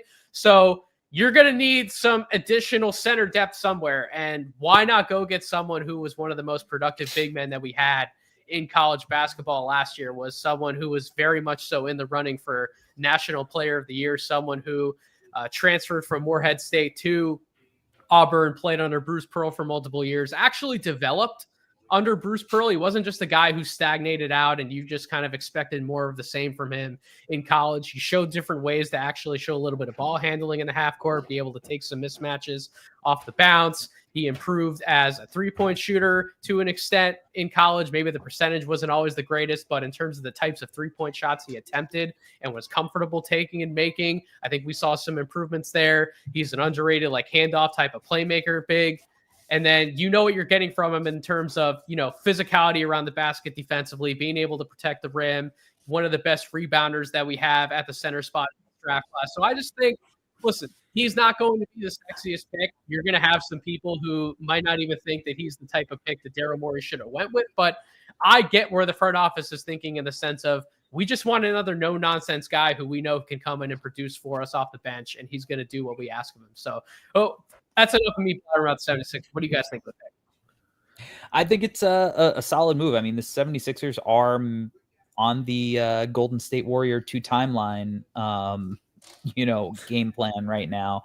So going with a guy early in VJ who kind of could fit either timeline, and then Janai Broom, who's probably tilted more towards the win now version of the timeline, seems like a solid pick. I mean, they having a guy who is as productive as he is, as much as I dislike watching him play basketball because I don't think it's enjoyable, you can't deny that he is an impactful basketball player.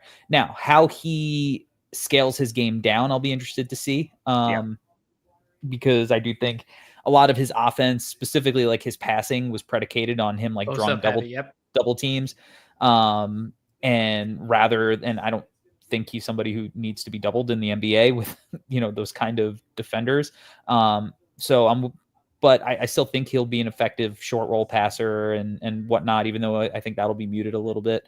And then, we'll see if he can play with Joel effectively as well. Obviously Joel likes to space the floor. If he can play a little power forward, I think that will also add to his value. And if you're going to be playing with Tyrese Maxey and Jared McCain, like there's enough spacing there to make it work. So it's a really strong move, I think. Metcalf, Shamsbaum, we got your Timberwolves moving off of the pick to the Lakers.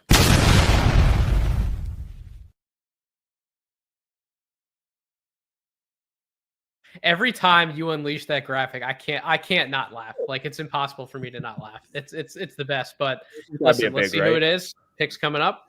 Or Lolo Thiero. There it is. Ooh. Thiero, there it is. It's kind of fun. Okay, so for the Lakers, absolutely that's fun. I mean, listen, we just talked about needing guys who can play in the open floor in transition, can get you easy buckets off of cuts, dunks, rim pressure. That is literally everything that a Thiero is. And the best part is that he's not going to have to create a lot of those at rim attempts himself.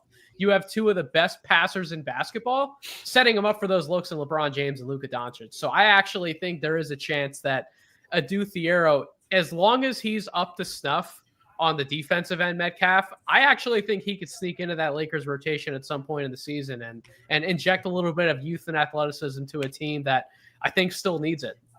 I mean, I kind of expect him to be like their 7th man or 6th man. Like, I think he's going to get a lot of minutes because they don't have a whole lot else. But just when you think of some of like the defensive, like the perimeter chaotic defense that they could play with him, DFS, Vanderbilt, there's some fun stuff that they can throw out there. And then, like you said, with pushing in transition, those backdoor cuts, the big question is whether or not the shot's going to get there. And if you're trying to play him with a couple of those other perimeter defenders that they have, the offense could get kind of gross. It could get bogged down a little bit. The spacing might get rough. There might be even more responsibility on Luka and LeBron, but the energy, the motor, the athletic tools that he plays with, I tend to like his defense. It can get a little chaotic, a little out of control at times, but at that size, with that athleticism, with that motor, I'd rather try and, rein a guy back in a little bit than try and speed him up. So I like this pick a lot. I think a center would have still made some sense, but at this point with who's off the board and then trading up, I think this is a home run for them. Corey, what do you think about Thiero? I love him. This is a guy who I kind of thought was a sneaky guy last year. As I thought he was really interesting in the Global Jam games. Like, he was the guy for me on that Kentucky squad who really popped outside of Reed. And at that point, I was still like, I don't know if I'm buying into Reed Shepherd being super interesting. But Thiero, I was like, he's super athletic. He looks like an NBA player. I thought his passing would be a little more advanced by now. I felt like it's like right there where I want it. It's just like it teeters on the line where sometimes it looks smooth, sometimes it looks a little shaky. But ultimately, he is just a freak athlete. Like, he is an absolute freak athlete. And with the spacing, his ability to attack the rim and get out in transition, and just make like insane defensive plays. Like, at this part of the draft, like, I think Adou Thiero is going to be an NBA player. If you get an NBA player, you do a good job. And like, yes, a big would be great, but I don't know. Raynaud is not exactly the kind of big that fits alongside the guys that they have, right? Like, he's a guy who you want to give a little bit of runway to be creative with the ball in his hands. And, that's just not what he's going to get in a situation where you have Austin Reeves, Luka Doncic, and LeBron James handling the rock a lot. So this makes a lot of sense to me. You can never have enough 6'7" wings who are really athletic, and hopefully the jumper evolves. I saw some interesting stats with the jumper that before he hit his massive growth spurt, he was actually like knocking down shots at like a high 30% clip, even low 40s in some of his high school seasons. And then he hit a massive growth spurt and his hands got really big. And, that potentially is something that could be the reason as to why he's been inconsistent. So maybe there's a world in which he's still getting used to his body and he can figure that part out. I'm less optimistic about that world than the inverse, but what he can do really, really well. So I'm excited to see him play next to somebody besides DJ Wagner. There's a joke somewhere. Yeah, there's a joke there somewhere. So Pistons are going to be on the clock at 37. I've seen no notifications that pick is on the move. Metcalf, where do you think the Pistons should look to target at 37? Shooting. All the shooting. That makes sense. Kobe Brea makes sense. Eric Dixon makes sense. Those are kind of three of my top just pure shooters left on the board. Given how the impact that Malik Beasley had for them this year, I think someone with who's a little more shifty, like a Chaz Laneir, would make a lot of sense. And then I think him and Kobe Brea have to be the top two names for them right now. Kobe's a 6'7" shooter, over 45% from three the last couple of years. Either one, huge addition because you just have to keep building that spacing around Cade, and those two guys are two of the best off-ball shooters in this draft. I agree with the name. Corey, I know you're going to say Kobe Brea because that's one of your guys. But if it wasn't Kobe Brea, who would be some of the other guys that maybe you'd look to target? It was during commercial. Chaz Laneir. Chaz Laneir is the pick. Yeah, look, this is something that we all expected. Yep. We had Chaz Laneir mocked to Detroit here. We were told that he had himself a workout for Detroit where he went on an absolute heater, knocked down like 7 threes in a row, like off balance, hands in his face, just like a heater of all heaters. Apparently he punched on Kalkbrenner in the workout. So like showing off his athleticism, that he's more than just a knockdown shooter. And we saw how effective Malik Beasley was this year, where Malik Beasley was kind of bouncing around, couldn't really find a home, right? And then he goes to Detroit and just, it's the perfect fit. And, I don't know if Chaz Laneir is the same level of prospect that Beasley was, but they're very similar in what they can provide to this team. And if you can get Laneir on a cheap contract to just come in and just have another guy who can be a flamethrower shooter, just waiting to knock down open shots for Cade, I think that's a win. So I think this is a good move. Again, I would probably take Kobe Brea in this spot personally, but we always expected it to be Chaz Laneir. Yeah, we did have some intel on that pick. Metcalf, Chaz Laneir. Obviously, he's drafted to be a pure shooter, but do you think there is anything more to potentially unlock with his game from a playmaking standpoint? Because, like, we know at Tennessee, I think he's just a microwave scorer, and like he could go off for 40 or 5. It looks like Cam Jones. I love that pick. Cam Jones. That my friends, is a fun pick. Cam Jones was one of the guys who I had a chance to dive a little bit deeper into later in the process. I wrote a series for NoCeilingsNBA.com called "So You Think You Can Be an NBA Role Player?" And my point with going back and doing that series was, we throw the term role player around a lot, but sometimes we forget to realize that these guys who are NBA role players come from much greater beginnings than we would have initially anticipated. They were higher usage guys in college. They were the first or second best players on their respective teams. They shouldered a lot more offensive responsibility. And if we're projecting a guy to actually meet that role player criteria in the NBA from the guard spot, I mean, Cam Jones is someone who has evolved as a basketball player at Marquette. He went from being more of an off-ball guard to taking over anything and everything with that offense last year. He was a one-man wrecking crew, one of the better pick-and-roll guards we had in the entire country. He's a spot-up three-point shooter. I think the numbers for his off-the-dribble shot were a little lower this year, but you go back the other 3 years, they were much better, so that might just be a little bit of a blip in the radar. I think he's one of the more complete guard prospects that we had, certainly at least in the second round portion of this class. Corey, what do you think about Cam Jones? So here's a question I want to fire back at you guys. I really like Cam Jones. When he was on a heater earlier this year, I was like, all right, I love what I'm seeing. He's taking a leap. The playmaking looks great. The scoring is the scoring. He's great at getting to the rack. A couple of years ago when I went to the Big East tournament and I was watching him shoot up close, I was like, why is this the ugliest shot I've ever seen? Like, every time it left his hands, it felt like somebody just punched me in the stomach. Like, his follow through was just, it hurt my feelings. But in that season,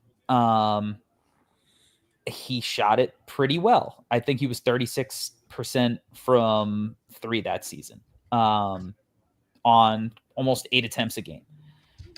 I look at the free throw percentage. I look at the very inconsistent 3-point percentage.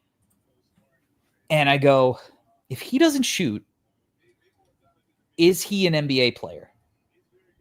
And that's the question I ask you, because I don't know if he's a good shooter. And if he's not a good shooter, do you put the ball in his hands? Or am I overthinking it and he's just, AJ Mitchell? Like, I'm pretty torn on him as far as who he is at the next level. Yeah, and I get the concerns over the shot, but when he was playing alongside Tyler Kolek in more of that shooting guard role, he was a very good. The shooting numbers look awesome.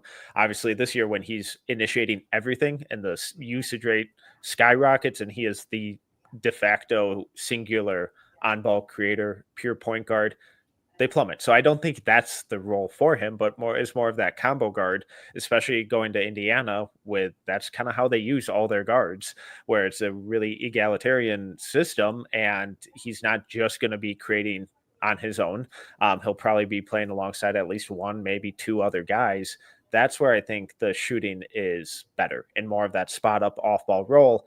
And I think the real value with him is the 2-man game that he plays with bigs, and then his ability to just get to the rim whenever he wants, even though everyone in the world knew that he was going to end up shooting it at the rim with his left hand. He still got there every single time. Maybe his right hand was cut off midseason and he just literally can't use it. But every time he gets to the rim, he finishes with really unique angles, really good scoring touch, and has some playmaking out of those situations too. So, if I was totally sold on the shot, he would have been a top 25 guy for me. I'm not. That's why I love him in this range and especially where he's going. One thing is, lefties can just get to where they want to go. and guys Yeah, can't figure it out. Like, it's like, oh, he only goes left. It's like, great. A lot of lefties only go left and they still get to their spots whenever they want. Like, it's fine. RJ Barrett, he's going to get to the rim going left. Jalen Brunson, I mean, he can do a lot, but he can get wherever he wants going left. James Harden, he can get wherever he wants going left. Killian Hayes, he can get where. Sorry.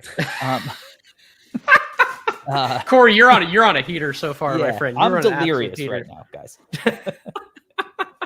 No, I agree with a lot of what Metcalf said. And I think the other thing, too, with Cam and what we're seeing the Indiana Pacers obviously prioritize is these older guys who can also defend, too.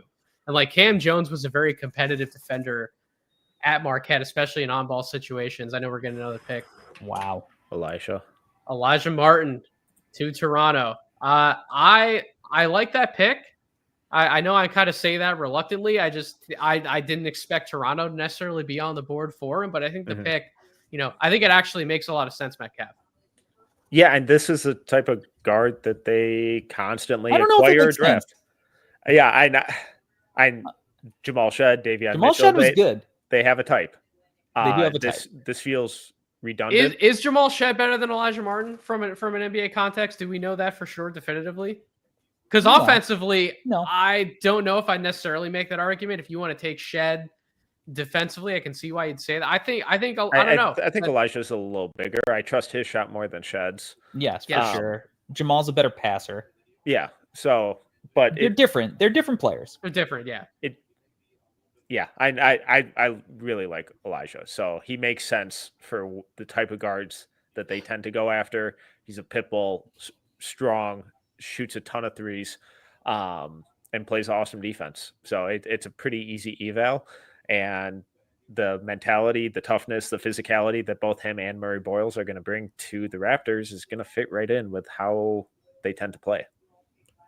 I do think from that physicality, that toughness standpoint, the Raptors have been trying to buy into more of that, particularly over the last few years. And when you look at someone like Elijah Martin, he's one of these guys who you'd hear him in some of these pre-draft workouts. And he's just one of those guards, Corey, where you can kind of expect the agents to be sending you a text message like, I hope my guy might not necessarily go up against Elijah Martin. Like, he's a workout warrior. He might eat my guy alive. Like that type of competitive guy, at the very least, you may have questions about other parts of his game, but that type of competitive nature is always going to at least get you a foot in the door. Whether you enter through that door, that's a different story, but it's going to get you that foot in the door.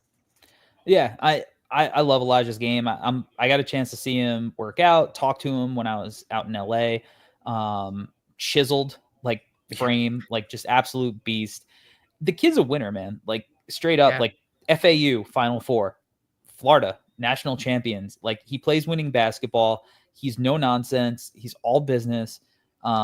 And he's a guy who I think is going to be a long-term pro, no matter what spot he ends up on.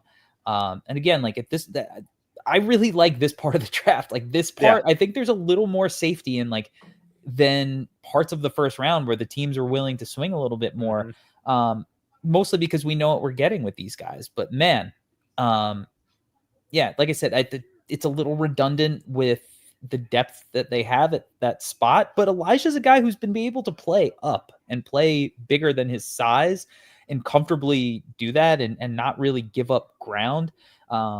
So considering, he's 208 with a 6'8" wingspan, like he's somebody who I think is definitely very, very valuable here. Again, if a team had taken him at 28, I would have been like, let it rock. Like, hell yeah. Like, let's go. So yeah, I'm a big fan.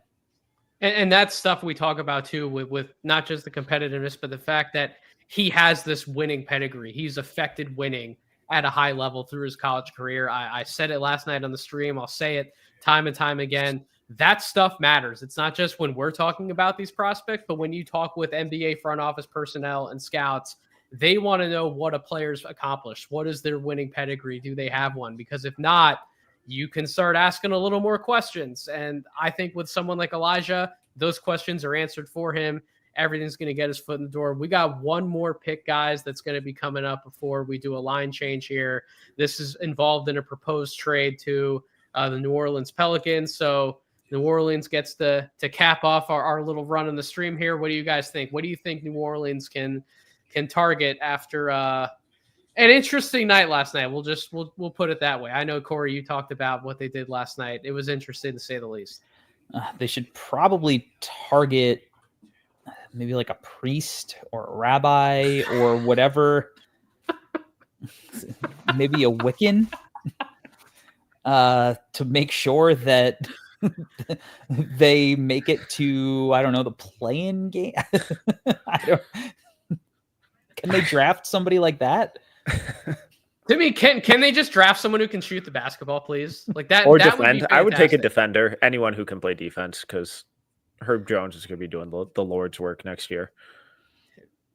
I mean, they better hope Herb Jones gets his 3-point shot back and that the injury stuff is behind him, because if he doesn't, it's Jordan Poole and Trey Murphy, and that's about it as far as the shooting is concerned. So, like, boy, I get what they're trying to bet on. Like, you take a look at, especially like the Jeremiah first pick, like I was talking about on air, like that kind of fits what that front office has targeted in prior drafts where they've been.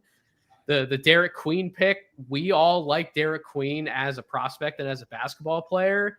I don't know how the Zion and Yves Missy front court fit's going to work, but I'd feel better about it if we knew that some of those guys could shoot the basketball. So please, Pelicans, target someone who can shoot.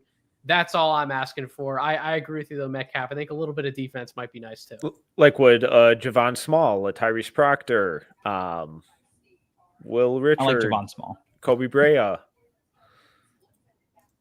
think any one of those guys. Any one of those guys. You could throw Kobe Brea still in the and any one of those guys. Let's see who we got at pick 40. Micah Peavy. Okay. Micah Peavy. You know, interesting. I mean, he can technically shoot, right? I mean, he's athletic. He's going to give you the defense. Mm-hmm. And I think the jump shot's been questionable throughout his college career. Yeah, Micah Peavy, I remember liking Peavy when he was a freshman coming into college. Never quite broke out the way you wanted to. Went to TCU. Never quite broke out the way you wanted him to. Goes to Georgetown. Has a spectacular season in the Big East last year and finally emerges as one of those types of wings you thought he could be a legitimate go-to type of scorer at the college basketball level, someone who did improve his jump shot. You know what you're getting from him from an effort and motor standpoint, night in and night out. So, you know, because he just got to a point where he was older and stronger and more physical than everyone else in college basketball. We're going to see him revert a little bit back to the expectations or lack thereof that he might have not lived up to before last year at Georgetown in the NBA. I don't know, but a lot of people you talk to who have been around him do really like Micah Peavy, though. I know John Fanta made an impassioned stance for him on Kevin O'Connor's podcast the other week. What do you guys think about Micah Peavy before we do a line change? You know, I think I'm a little lower on Peavy than a lot of other people in the space. I wish he had better measure. I wish he had better measurements. I think he's a little small for what you really want out of him at the next level. Both, you know, he's probably like 6'7" in shoes, 6'7.5", with like not much of a longer wingspan than that. He competes, he plays hard. I don't know. I in the Big East tournament this year, like I saw him have like a really good game. He probably close to 25 points, but it just never felt like stuff that was going to translate to the next level. I mean, even when his shots are dropping, it feels like shots you're willing to give him. So we'll see. I mean, you know, he comes from a basketball family, and you know, there's definitely he'll get shots. You know, if you were looking for a kind of do it all wing who's going to be defensive and add toughness, I'd have probably gone in a few different directions, but I like their first two picks of the draft. All right, I think we are going to do a little bit of a line change here. So thank you all for tuning in to our draft broadcast. We're going to keep the ball rolling with some incredible people. We got Stephen Gillespie up to host next. Stephen, take it away, my friend. Stephen, you're muted. Thank you. What's going on, everybody? Sorry, I've been kind of screaming behind the scenes because my guy Elijah Martin got drafted. My guy Chaz Laneir got drafted. I'm not the only one who has guys that just got drafted.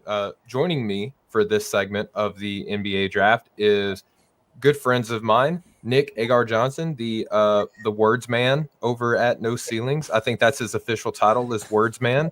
And then Jam Hines, man. What's going on, fellas? Jam, Micah Peavy. I just posted a tweet about the work that you just put out on him. Why should Pelicans fans be excited? Well, they're getting someone that's an older prospect that's ready to contribute right away and where they need it on the defensive end, someone that can guard multiple positions. And like Corey was saying, I do wish the measurements was a little bit better if he would had a little more of that prototypical wing size. But he's someone that took a major jump in shooting this year due to some mechanical changes. So I do believe in the trajectory of the shot. But they're getting a 3-and-D, tough-nosed guy who can defend multiple positions on the perimeter. So New Orleans, you got to be excited, especially – they went all offense in night one, so they get a little defense there in night two. I love it. All right, Nick, so you're over on the Best Coast with the Golden State Warriors on the clock right now. There's a couple of still surprising names, still surprising to see that they're available. With Golden State on the clock, what do you think is going to be the kind of the way that they go with this pick? So I believe this trade is going to Phoenix as part of one of the 74 second-round pick trades that we've had thus far. So, looking at it from a Phoenix perspective, I mean, there are quite a few players on the board who I think could be fascinating for them. As everybody can see, I'm wearing my Sacramento Kings hat, so I don't want to push too hard for Tyrese Proctor because I would very much love for him to be the pick for the Kings at 42, but I mean, I think he makes a lot of sense as, someone who can play both on and off the ball. Jam mentioned the shooting leap that Micah Peavy took. Tyrese Proctor also took a shooting leap, and that was huge for sort of rounding out his profile. I mean, he didn't have the ball in his hands as much at Duke this past year, but I mean, in previous years, he was the lead playmaker for, a lot of his freshman and sophomore years. I think he would be a fascinating fit in Phoenix. I hope he falls one pick after that, but I think he makes a lot of sense for the Suns. I kind of like that. So, Jam, I'll toss it to you while we're still kind of filibustering a little bit while we're waiting to see who Phoenix is getting. Point guard still available. I think a Javon Small might be a sensible pick here at that point guard position. What do you say about that? Yeah, I like both those picks. They obviously need someone to come in and help them orchestrate some offense, take some of that pressure off of Devin Booker. Tyrese Proctor is a guy who I've liked a lot as well. Took the shooting leap, like Nick said. Wish there was a little bit more of that point guard stuff that we saw very early in his prospect days. But he is someone that can work with another guard, spot up, shoot, and be very effective. And the Javon Small, I mean, a two-way guard there. The shooting is there for him, plays very hard. So it'll also fit what they want to do and try to get better defensively too. So I think those are really two guards they can go with. Hopefully they aren't going to another big man, but we'll see. Well, we don't really know. Well, so big men on the board right now, Maxime Raynaud. I've also talked to some people who I've become like the biggest Suns fan, if that makes sense, just because of shows and stuff that I've been doing recently. And one of the hosts that I did over at PHNX, Eric, I was talking with him a little bit, and he was like, who are some wings that you're kind of thinking that the Suns could go with here? And that's got me thinking okay, I know those guys are kind of plugged in. They got their ear to the ground. Do they go wing? I'm filibustering because Mark Tatum actually just announced probably who would have been a really good fit for Golden State had they kept that pick. Kobe Brea is now a Phoenix Sun. I know I actually mentioned this kind of tongue-in-cheek in our Slack conversation that I know that Phoenix is hurting for a shooting guard. They are in desperate need of someone who can play the 2 spot. And Kobe Brea would be the right guy. And I guess I spoke it into existence, Nick, because one of the best shooters in college basketball is now a Phoenix Sun. Well, the good news is that Kobe Brea is 6'7", so in theory he's going to be playing center for them, right? I mean, just given that they run out 4 shooting guards in Kobe Brea. I had the opportunity to see Kobe Brea work out in LA a few weeks ago, and I think the thing that stood out to me the most is just it's not just that he is one of the best shooters in the history of college basketball. It's the versatility of the shot, right? That's something that I think we've started talking about more and more. Certainly I've started talking about more and more in recent years of, there are a lot of guys who just, if they spot up on the wing, they sort of stand around and when the ball swings to them, they can shoot. But can they run off screens, right? Can they shoot off the dribble? Can they be someone who you have to pay attention to them when the ball is not in their hands? There's also the cutting element, which Kobe Brea is also excellent at. I mean, again, there's the jokes that have been made and will continue to be made about the prevalence of shooting guards on the Phoenix Suns. But I mean, when you get someone who's as exceptional of a shooter as Kobe Brea, combine in the fact that, again, he's bigger than the rest of the shooting guards that they have on the roster. I mean, Kobe Brea was the second highest player left on my board at this point. I think this is a fantastic get for anybody in this range, and I think it's going to be a great fit for Phoenix. I kind of agree with you. I don't think that you necessarily draft for need. If you have a lot of holes on your team, just go and get the best player available. And Jam, I kind of likened him a couple years ago when we were talking about him on Draft Deeper with Nathan. I was like, could this be the next variant of a Klay Thompson? His offense got there, but his defense still a little bit of a work in progress. How do you feel about the move? Yeah, the defense definitely is still a little bit work in process. There are some tools there, mostly with the size. The length isn't quite what you want for a guy at a spot. But for Kobe, like simply what Nick was saying, the shooting versatility that he brings, and you're going to a Phoenix team that does have ball-dominant players in Jalen Green down there, and also with Devin Booker, Bradley Beal still there. We'll see how long he's going to be and what kind of their plan is. But you have that nucleus right there of ball-dominant guards, someone that can spot up, can be a threat off the move, doesn't need the ball in his hands as an on-ball creator, and can be that threat along with Grayson Allen there. So it can help keep those driving lanes open and keep that floor space. So plug-and-play guy. And I think it's going to be a lot of those guys in the second round that are going to come up. And we're seeing those shooters start to go. We've seen Chaz Laneir go, and we'll continue to see guys go in that range where, you can never have too much shooting in the league, especially size and shooting.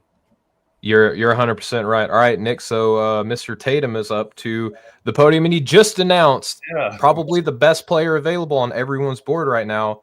Maxime Raynaud is now a Sacramento King. Your instant reaction?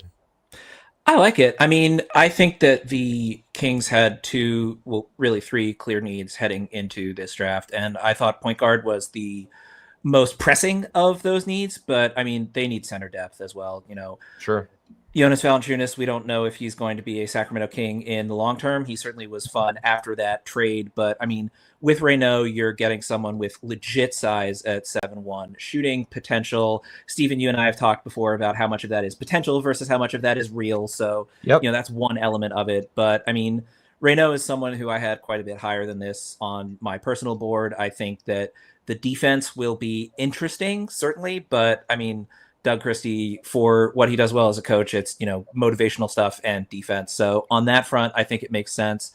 It's an interesting fit in the front court. I'm curious to see if and when Sabonis and Raynaud play together. That might be a bit of a weird fit, but until Valanciunas came aboard, the Kings had just a long-running absence of any sort of value at backup center. I mean, Neemias Queta was the best they had, and I love Neemias Queta, but he's not someone who you want to be consistently playing 15 minutes a game. So, with Raynaud, you have someone who comes in. If the shooting is real, then this is a huge steal of a pick. If he can be a little bit better as a rim protector than he was, this is a huge steal of a pick. And even if a lot of those things don't work out, if he can just come in, be a valuable offensive center with legitimate size who is a problem when he's sort of stationed around the basket, I think that's a pretty solid move for the Kings. Again, I would have preferred going point guard, but I mean, really it was going to be Tyrese Proctor on the board, and pretty much everybody else I had much lower than this. So I think it makes a lot of sense to go with Raynaud if they weren't going to go point guard, and there's a lot to like there. And we'll see how much the shooting is real and whether Steven or I are right about that. And if the shooting is real and if he can get his playmaking up a little bit, he could be this generation's Brad Miller. All right, so that's big shoes, huge shoes. One of my favorite underrated players in NBA history. Jam, the Washington Wizards via the Utah Jazz are now on the clock. The Wizards have been busy. They've added some real good talent. They got about a minute and a half on the clock to decide who they should be adding to this new DC team. Which direction are you going? It doesn't even necessarily have to be player. What sort of position and role are you looking to address here? Well, I would love for them to try to go get another big man or rim protector, but really when you get at this point, like those are kind of gone unless you're really going to reach for someone. I was hoping that Kalkbrenner could have slid down for him. That would have been a great fit there for them. But someone like Jameer Watkins continually try to go on that wing, get another defender, 3-and-D guy. If you're looking for another shooter, Bryce Williams is there. If you want to go with another guard, I do like Max Shulga. I think it's a good range for him as well, someone that can work on and off the ball there. I think that'll be a really good fit. Okay, Nick, what are you thinking? I mean, I love the Shulga shout out. I think he's someone who makes a ton of sense for where the NBA is going. Really, it's everything but the size, because he's not quite good enough of a passer to be a point guard. He's not quite as big as you would want for a shooting guard, basically 6'4", but I mean, the shot is real. I really buy into it. And both the defensive intensity and the defensive toolkit, I think, are really solid for him. I mean, he's just your prototypical 3-and-D guy. And, if he were 2-3 inches bigger, he probably would have gotten in the first round. Even still, I think he would be a great value pickup here. Okay, I'm looking in the chat. And first off, thank you everybody so much for rocking with us. I know that you guys are the real sickos out there. If you're watching a day 2 live stream, you're a sicko and you're in the right place. I'm looking at the chat, gentlemen. Yes, no ceilings. Nick is wearing the Draft Sickos. I'm wearing the lovely Rise and Grind shirt that is available with a basketball painted donut dipping into a cup of coffee for you audio listeners out there. Rocco Sikorsky is a name that is, for a lot of reasons that maybe I'll never understand, is populating in our chat, guys. Quick Rocco Sikorsky thoughts. Shout out to our teammate Ignacio Risotto. He and I did a podcast earlier this year talking about some of the best prospects in the NBL. I have been out on Rocco since my film deep dive for that podcast, so I'm maybe not the person to ask. I mean, if you're looking at him here, you're the analyst. It's either you or Jam. 50-50-90. I mean, if you're looking for positive reasons, he's 7'3" barefoot, and he moves incredibly fluidly for someone who's 7'3". I mean, not only a 7'3" teenager is not supposed to move the way that Rocco Sikorsky does, so that's definitely what you're buying in on, is sort of the physical tools with him. He has really bad hands, and that's my biggest concern with him, because that's something that affects him when he's going up on the glass. That's something that affects him when he's trying to catch lobs. That's something that affects every area of his game. And it's something that I've started looking for more in big men is, just the simple element of, can you catch the ball consistently? And Rocco's not quite there. So look, I mean, there are certainly worse players you could take a swing on just given his ridiculous physical tools. But the flip side is, one of those physical tools is his hands. And that's really my biggest concern. That's a reasonable concern. And speaking of physical tools, Jam, I'm going to flip it to you because I think you mentioned this guy just a moment ago. The Washington Wizards have drafted out of Florida State, Jameer Watkins. Yeah, Jameer, that's a great pick for the Wizards. I'm very excited about that. Someone, like I said before, can come in and play right away. I do believe in the jump shot as well. I know the numbers haven't quite been where we want them to be, but the catch and shoot numbers have been pretty good as well.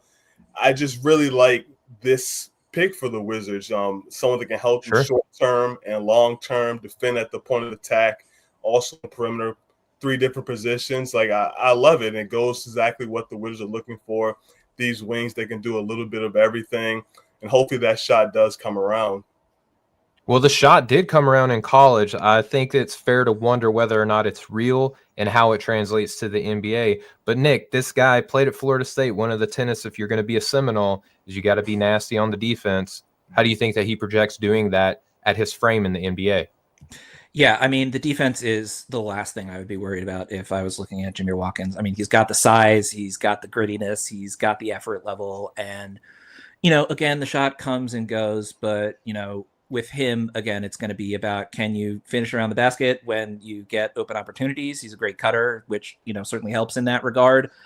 And yeah, I mean, again, the shot is still a question. It's not a question in the way that it is for, say, a Thiero, who I had much higher. So I'm not saying that as a knock against a Thiero. Just, so there's a difference between shot needs work and shot is broken. And Jameer Watkins is much more in the shot needs work category. And I think that that's fair. That's all good analysis. I like them a little bit, but I'll tell you who I really like: the defending NBA champions, the Oklahoma City Thunder, the team who literally cannot make a wrong pick here, even if they went the Rocco Karski route, which might be on the table because, I mean, maybe a little bit of drafting stash going on there. About 2 minutes on the clock. Jam, what do you get the NBA team that literally has everything? Like you said, like they have the golden touch. Shout out to Sam Presti and that organization, defending champions who just feel like they just have the NBA world on their oyster right now, with the picks that they have, the dynasty they really have set up with the youth there, and just their continued trajectory. For me, I think they did a good job of addressing going with bigs with their where did they go with the first pick? Thomas Sorber. Come on, your other Georgetown guy. Yeah.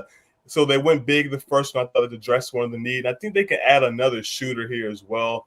I think Shulga fits here too, can play on off the balls we mentioned. I like Bryce Williams if you want to keep that same shooting touch, but also a little bit more size. So those would be the kind of the two main targets I would be looking for there for them. And honestly, maybe a little bit too early, but I am a big Jonathan Pierre fan. I mean, this is a guy who's 6'9", pass, dribble, shoot, wing. Seems like a good swing for the team that has pretty much any and everything, and kind of a replacement for Ousmane Dieng as well if they kind of go in a different direction. So I do like those guys for them. Well, if you ask the Portland Trailblazers, it is never too early to go and get your guy. Nick, the pick is in. We're waiting for Mr. Tatum to get to the podium and tell us who it is. Do you think that this team is full of guards? Just a quick answer on this. Do you think that they could go a guard here and just kind of triple down on what they got? I think Proctor or Shulga could potentially make some sense for them. I mean, I would definitely be looking a different route. They have so many talented guards who can't get on the court just because there are only so many players. There's a lot of conversation in the chat about the guy who I would have been most interested in here, Boglio Markovic, who I got a chance to see at Nike Hoop Summit. The defense and the defensive communication looked so much better than I thought it would. The shot is real with him. Great passer. I take it that Steven's reaction was that the pick is in. Pick is in, ladies and gentlemen. And I'm going to wax a little bit poetic here because I've been saying it all year. This is a Brooks Barnheiser household. My guy who got injured through this year, Brooks Barnheiser, the ultimate if he shoots it guy out of Northwestern, is an Oklahoma City Thunder. And I love this fit because this guy does the dribble, he does the pass, he does the defense, and the shot has been there pretty decently. I'm not going to sit here and tell you his complexion might fool you. He's not like a complete laser out there on the court, but he is a little bit of a shooter and a bit of a scorer. Jam, what do you think about Oklahoma City saying phooey to the risk of injury? Let's just bring in a guy who we've seen for the past couple of years just be dominant. Honestly, I'm a little surprised by this pick. I wasn't a huge fan of Brooks. I do like the versatility, but just the shooting scares me. But honestly, who am I to question Sam Presti? Like, this man has the magic touch. I am almost convinced that he's going to find a way to make it work, and I'm just going to agree with whatever he does until I see him fail, to be honest. But with Brooks, you're getting someone that plays hard, just positional size, can do a little bit of everything. He gets dirty on the glass. It's just the jump shot that I'm very concerned about. I think that's fair. All right, so Nick, I'm going to shift over to you. This isn't your team, but your kindred spirit of Tyler Metcalf. You got a lot of pressure on how you answered this. There is a player that he likes a lot, and this is his favorite team. Do you think that Metcalf's dreams come true tonight? God. This is the moment where I forget who that player is because I'm operating on -3 hours of sleep. Come on now. I mean, I love Markovic. He's the highest player left on my board at this point, and I think the fit would be fantastic. I mean, the two biggest concerns with Markovic are, one, he's a 7-footer who weighs like 47 pounds. That's a bit of a problem. And he doesn't have the widest frame either, so it's difficult to envision, he's not someone who's going to go in the weight room and put on 40 pounds. I mean, he could, maybe over the course of like 7 months, put on 40 pounds at the Cheesecake Factory, but it's not going to be good muscle if he does that. The flip side is, the defense is certainly a struggle for him, but I mean, just watching him communicate at Nike Hoop Summit, it was impressive to see that, someone for whom that was a concern was really taking on a leadership role defensively for a world team that had absolutely no business being in that USA World game, except for the fact that everybody on that world team knew that they deserved to be in that game. Nobody else there, thought that until the moment where they realized, oh, this team is legit and they're not going away. And, that's sort of the defensive stuff that was really great to see in person. In terms of the film, I mean, again, elite shooter at his size, really good ball mover, not like, a Danny Wolf type where it's like you put the ball in his hands and he's going to take guys off the dribble and he's going to be a point center, but really great passing chops, elite shooter. I buy in completely to the shot. And yeah, if he ends up being the pick here, that would be a great get for Minnesota. All right, Jam. So the pick is in. We're waiting for Mr. Tatum to walk up to the podium. Who do you think it should be?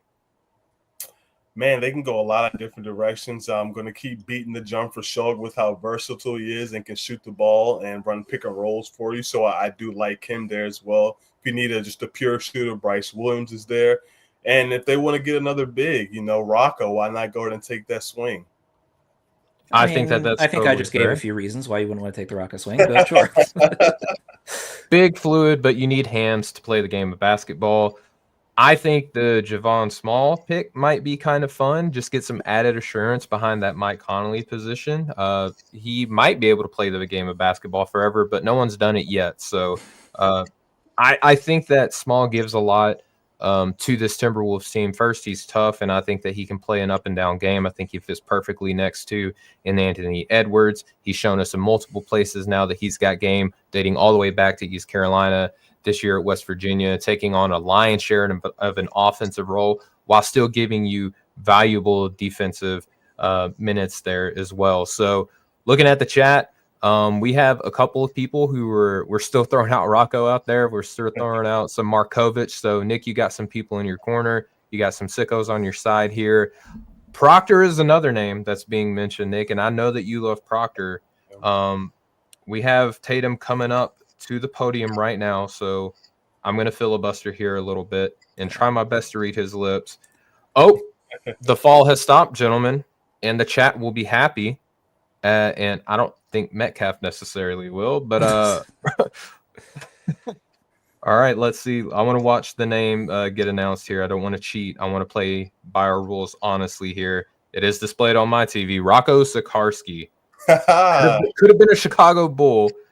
So Corey, I'm sorry, Corey, but it is traded to Metcalf and he reaps the benefits. So Nick, I'm going to put you in a position that you like to put Albert. Why? Say something nice about Rocco Sikorsky here. I mean, there are plenty of nice things to say. Again, he's 7'3" barefoot, and he moves much more fluidly than someone of that size can move. I mean, it's difficult just purely because the thing that I'm worried about the most with him is something that I'm not sure how you develop particularly. I mean, that's the concern there. But, again, as you can see on film, I mean, he moves really well for his size. If he gets down low in the paint, he's an absolute rim deterrent. Nobody's going to want to challenge him. I mean, even though I have concerns at this point in the draft, I think it's totally worth the swing because if he works out, then he's going to be one of the best picks taken in this range. And if he doesn't, you're not giving up all that much. Yeah, and they took Behringer earlier, so they have no shortage of prospects and projects, to be completely honest, that they can train up eventually when maybe Rudy Gobert is kind of out of there. Jam, I haven't heard very much of your thoughts on Rocco Sikorsky. What do you think about the ecosystem that he's going to be learning in Minnesota?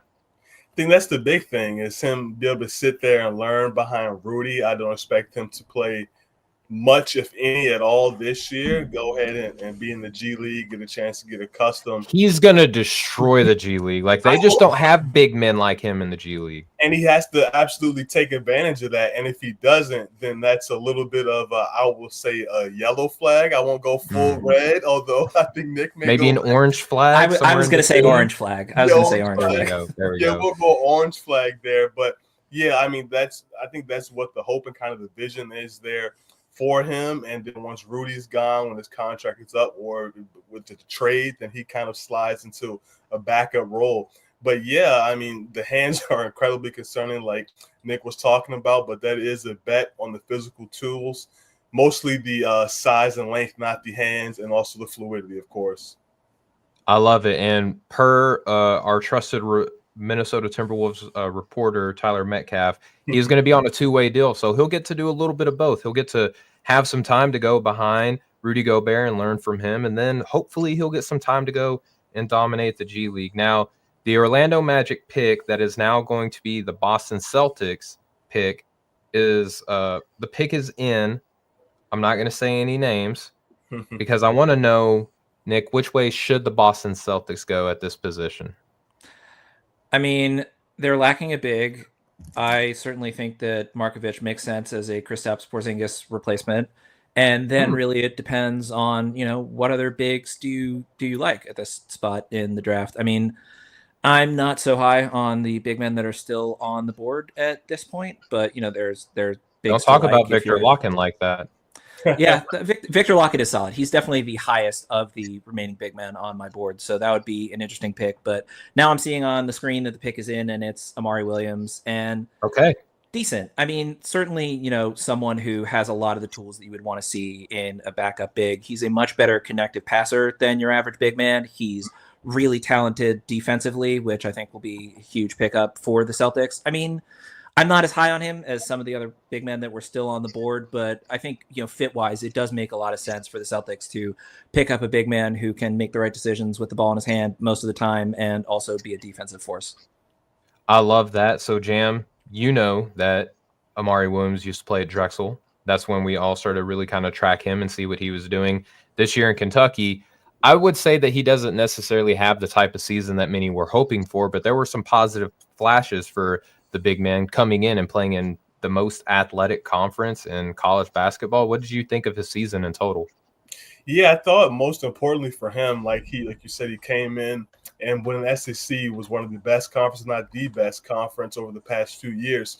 So he's coming in this year and he showed that what he does translate higher up, to more consistent a level of competition, higher level competition against NBA caliber athletes going from Drexel to the SEC. So I like that, just off break from him.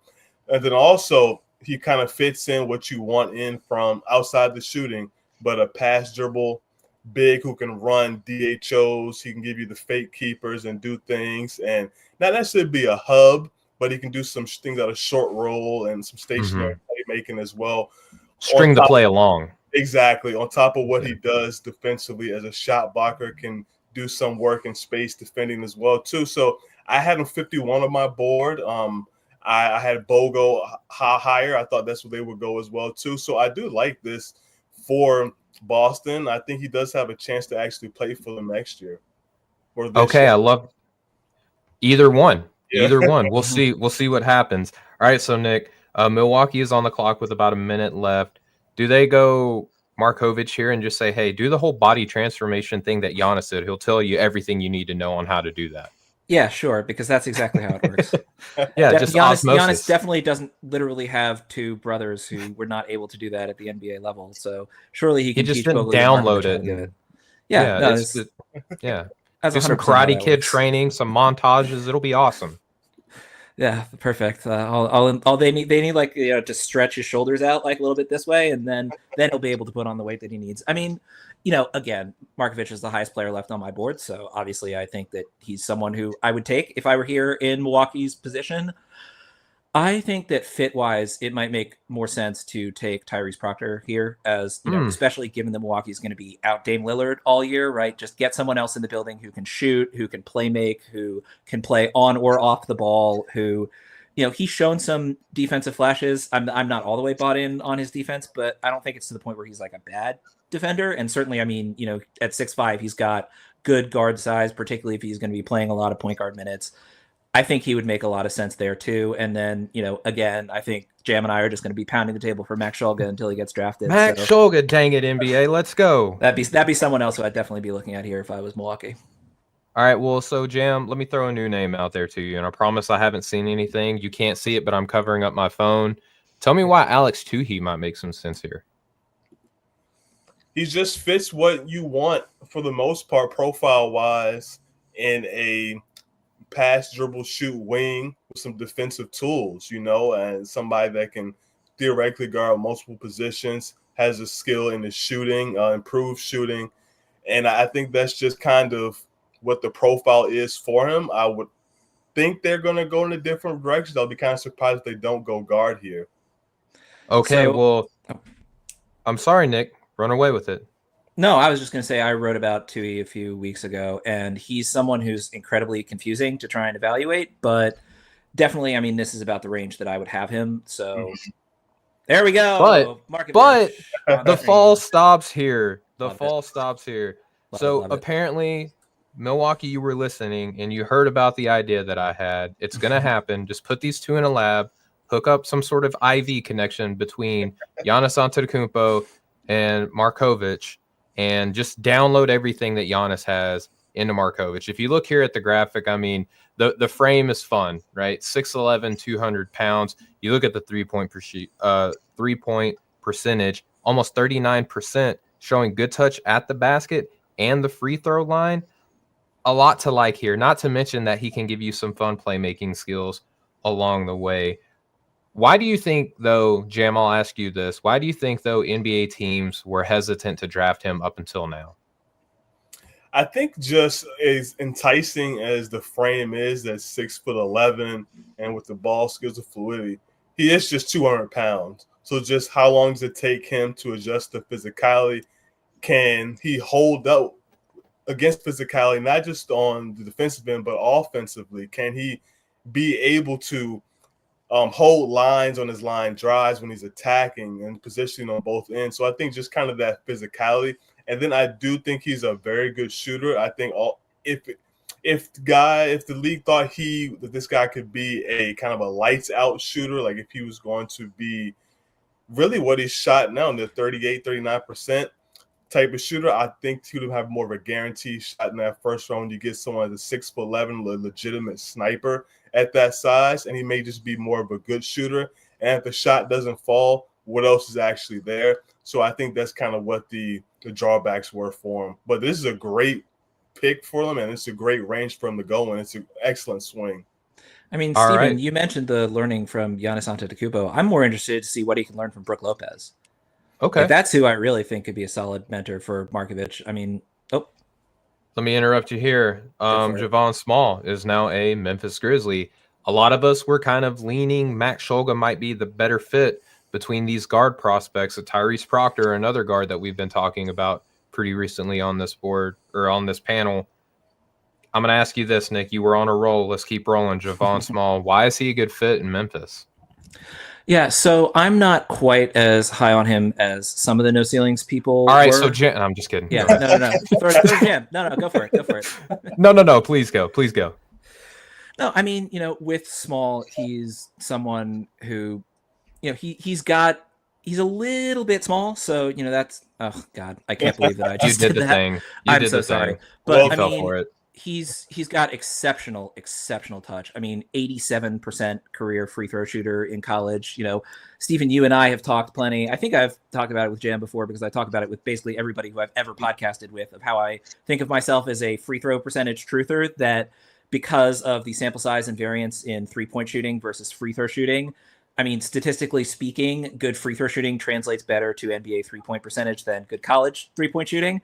I've called it the Derek Williams principle, which is incredibly unkind to Derek Williams. But, if you take only 7 threes and you make 4 of them, you're not a 57% 3-point shooter, right? And so with Small, the 3-point percentage slightly lower, 35% this past season, but I thoroughly buy into the touch. And, it's not just the free throw numbers. It's also just, what he can do in the mid range. He's, again, I think I'm a little lower on him than the average No Ceilings person, but there's a lot to like here for Memphis for sure. As my co-host on Draft Sicko says, Javon Small is for everybody. His dad is in the green room. He's crying. He's screaming. He's so excited. As a dad and family man myself, I mess with that a lot. Plus, as you can see in our chat here, smash the like button if you mess with Javon Small's green suit a little bit. So from the green room and the green suit, now he's a Grizzly. But now the Cleveland Cavaliers are on the clock. The pick is in. Which way do you think they go, Jam?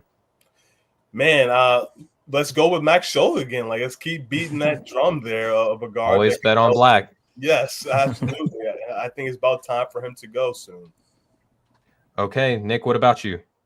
Yeah, I mean, I'm obviously in for Shulga. I think that this is a spot where Tyrese Proctor could make sense as well. I don't know what the interest here is in Peyton Sandfort, but he's someone who I think has fallen mostly because of the inverse of that free throw shooting principle that I brought up earlier. He had a down year from 3-point percentage, but really that was mostly because he shot like 27% to start the year. And once he got out of that cold spell, he was basically the same shooter as he was before.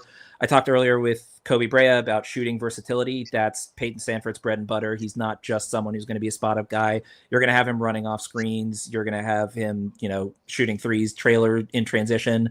There's a lot to like with his shooting game and shooting versatility. I think that this year's dip in his 3-point percentage was, again, more just he started the season cold. And even with Sandfort, who led the conference in 3-point attempts for the second year in a row, there's still only so much sample size that you're going to get from 3-point shooting. So I think he's a better shooter than he showed this year. I think he's much more like the shooter that he showed he was last year, and I think he can make a lot of sense here. All righty, so the pick is in, and Nick, you're going to be so happy for this one because the fall has stopped, my friend. Tyrese Proctor is your newest Cleveland Cavalier. Like it. Jam, why does this make sense? Once again, another person in the second round. We talk about the depth of this class, but it's a plug-and-play guard. He's going to be ready whenever you need him. He can play on and off the ball. He can work, especially if, there's rumors with Darius Garland being traded. Not to say he's going to replace Darius Garland, but can take some of those minutes, play along next to Donovan Mitchell, defend as well, too, spot up, shoot. And I'm still just a little bit optimistic that there is still some more of those point guard skills in him to unlock after he went off the ball, which certainly helped his stock and his versatility play on and off the ball, but him shifting off the ball at Duke. So I'm hoping there's a little bit more of that to tap into as well. I think that makes a lot of sense. All right, fellas. So we got a lot of guys within no ceilings. And I say a lot, it's a lot for us. Percentage wise, we got a lot of people that are invested in the New York Knicks here on our crew. They're on the clock with about 3 minutes left. Nick, what position type do you think they should go for here? I mean, this team has shown back-to-back runs. I don't think they can draft a head coach, but they can definitely draft a player here. They might try to draft their next head coach. Who is the smartest player on the board? Oh man, that's a tough question. Well, as a New York native who's also not a Knicks fan, this is a lot easier for me than it would be for most people. So, I mean, I know that Jam is also in on RJ Luis, so he's speaking of New York native, right? Playing just up the road. That would be interesting with the Patino thing that happened. Yeah, well, we'll see how that goes. But I mean, with Luis, I really buy into the defense. He's got great size at 6'7" on the wing. The shot comes and goes, but he poured in a lot of points right up until the very last game of the tournament, which I do not hold against him as much as it seems like some people on the internet do. So, for that reason, he's someone who I would be interested in here. I mean, Max Scholga is someone who just makes sense with pretty much every team. So, Sure. Again, keep bringing that drum until he gets drafted.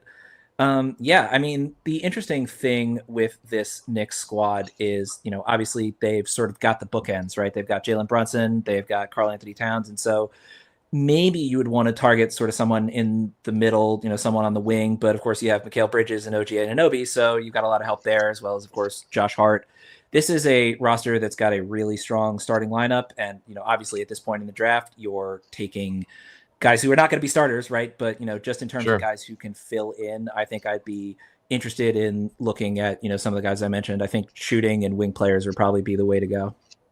Okay, that's fair. All right, so this is pick 50. This is going to be around the point that we're actually going to do our panel shift over. So we'll start cycling people in. I just want to say on my part that I just want to thank everybody so much for coming through and hanging out with us. We still got a few more picks left to go, but you guys are incredible. So we got people standing by. We'll start cycling those in. Nick, I'll hand over the hosting duties to you temporarily because I know that you're kind of in the host position on the panel. Yeah, well, let's close this thing out. I've got the sickoest of sickos, the M&M boys, Maxwell and Metcalf, and we're here to close out the draft. So Yeah, let's get some of your thoughts. Maxwell, why don't we Let's throw do to it. you first? Where would you be looking if you were the Knicks at this point in the draft? Yeah, we're starting to get to a point where most of like my preferred two ways or guys that I would consider on a guaranteed deal are coming off the board. I still love my guy Victor Locken, but I think you got to go a little bit more wing if you can. I like a Bryce Williams here. I like an Alex Tuhei here. Maybe not guys that can give you a ton out of the gate. With Tuhei, the shot's a little iffy. With Bryce Williams, it's just like, how is the athleticism going to scale up? But I think those are the two guys that are highest rated on my board that make the most sense. I'd also be down for a Kobe Sanders. I just don't know within this system how much what he does would be valued. The pick is in. My stream is behind, so one of you is going to have to let me know once Mark Tatum actually walks up the stage. But while we're equivocating and before that happens, Metcalf, what directions will you be looking here for the Knicks? Shooting. Yeah. I love the idea of Eric Dixon, not just because he's a Nova boy, but get some beef out there, and he'll shoot it a lot. Yes, and yes, he will shoot it well. What else does he bring? I don't know. So, there's some toughness, there's some rebounding. He's a big dude. And just that shooting alone, I think, makes a lot of sense. But it looks like Tatum's walking up right now. Survey says. I can't read lips, so. My end is like way behind. My TV's got to be like 5 minutes in the Kobe past. Sanders, let's go. Kobe Sanders, okay. Love it. All right, Metcalf. So you started with the let's go, so I'll let you go first here.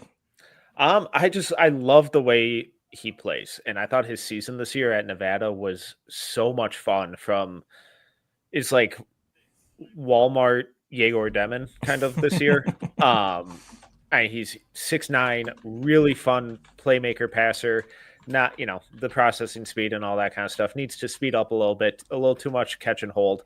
The outside shot is a big question, but when you look at his mechanics this year compared to last year, there's a huge overhaul he's done with his lower body specifically.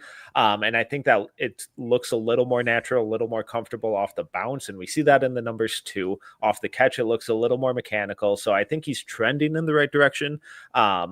He's just one of these funky guys that I think is going to stick around in some form or fashion, not as a starter or anything, but really high IQ, a lot of versatility, love the size, buy the shot long-term.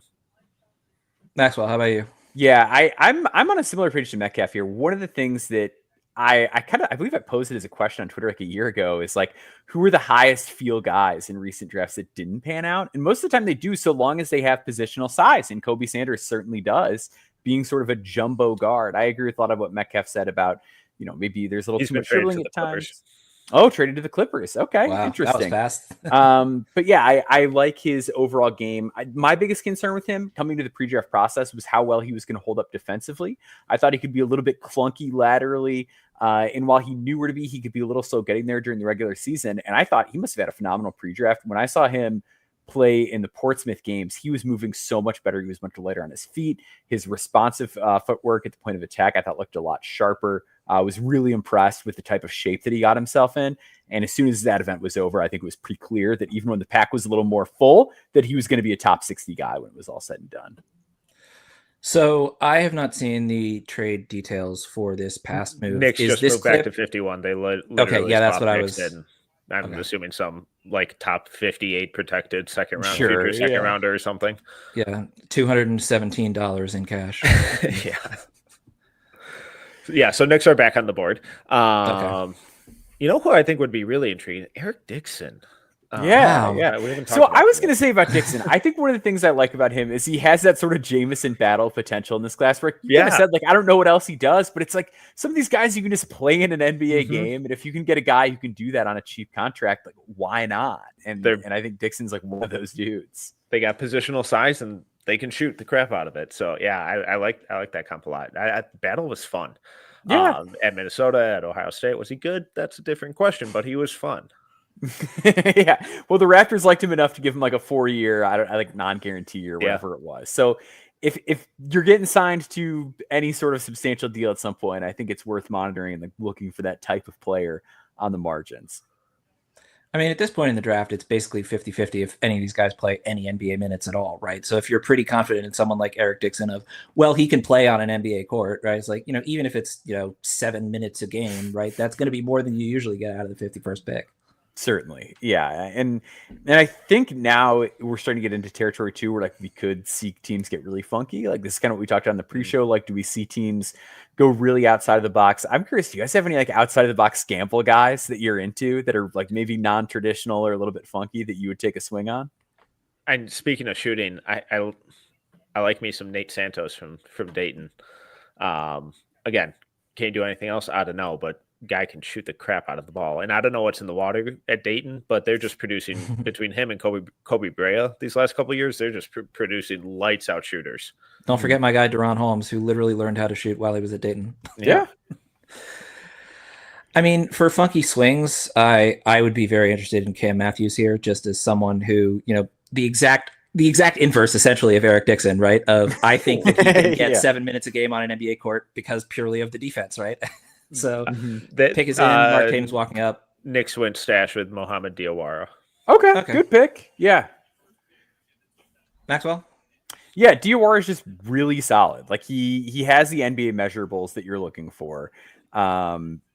Really sort of like a shell of a 3-and-D type of player. The idea is there. I feel like every time I watch him, I'm ready to fall in love, and then I get into the actual tape, and I'm like, nice, he's pretty good. It's fine. Not much of a shooter yet. 28.2% from deep. I believe he started red hot from three. Like I feel like there was a point in this cycle where I was like, oh my gosh, like this guy is going to be my guy. He's 6'8", he defends, and he can shoot. The shot looks really funky, and it's just not there yet. Decision making is fine though. Uses his length really well. Like there's reasons to be intrigued, and I think if you need to stash a guy, I would much prefer to stash this type of player. But overall, probably not a guy that comes over. I think he's the most intriguing stash. You know, like an Eli and Dye is kind of fun with Real. I'm not sure he ever comes over. Blanking on his name, but the guy from Trento. Niang. Yeah. Thank you.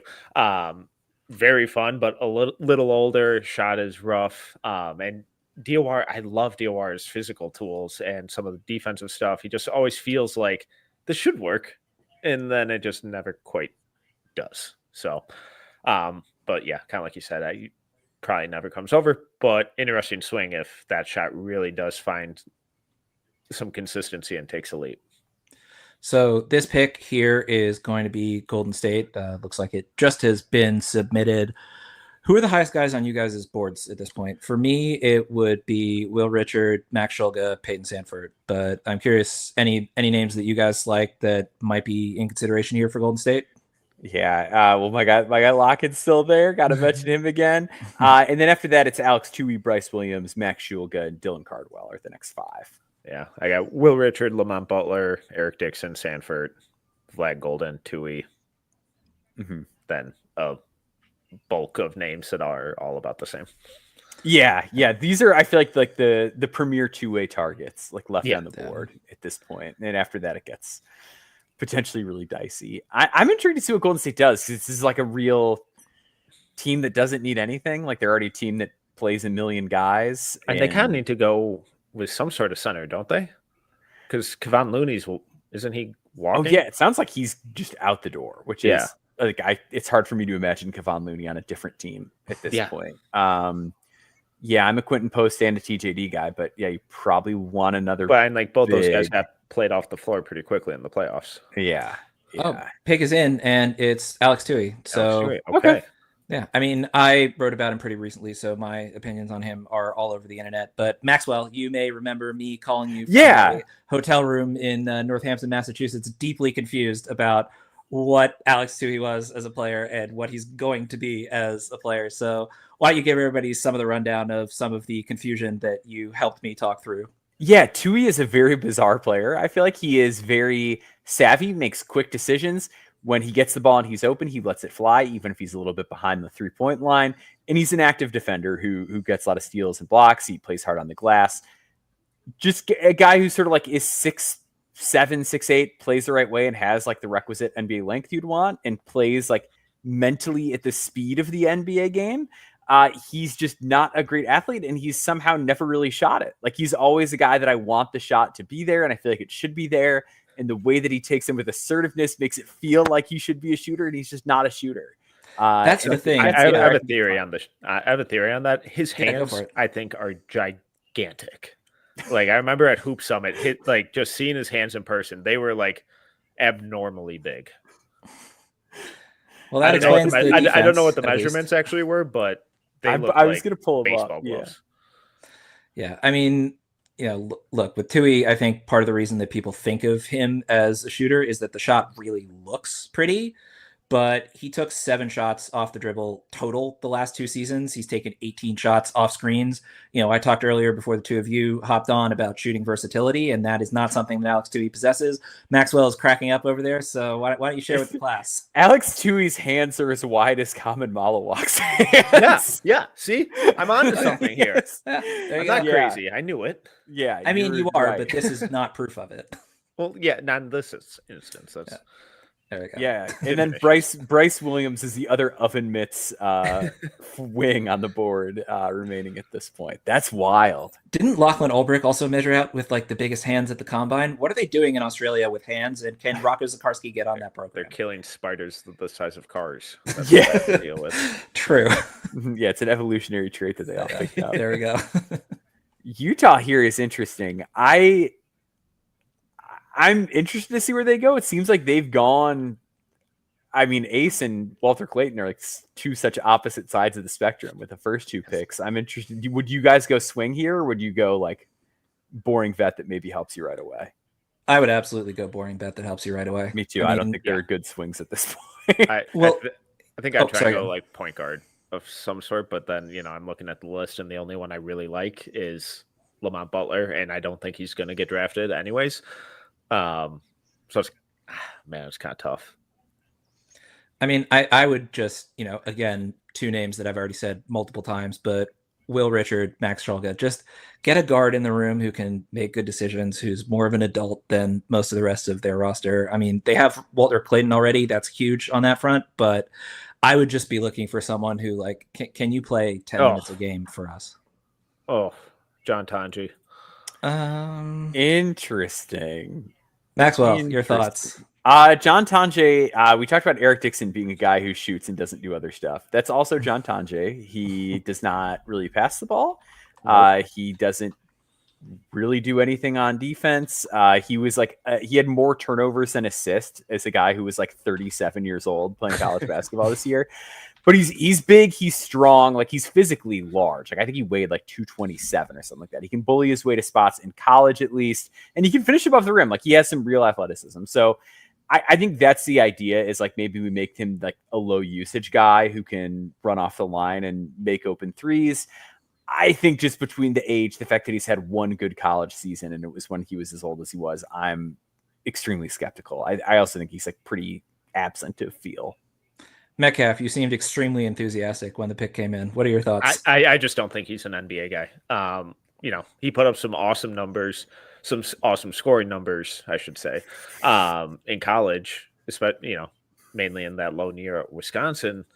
But like Maxwell said, there's no feel, there's no decision making. I don't see how he ever. I mean, obviously we're in pick 53, so not trying to take away from his moment getting drafted or anything. But regardless of who got picked here, they're probably not going to touch the floor anyways. But it feels like we talked about redundancy earlier.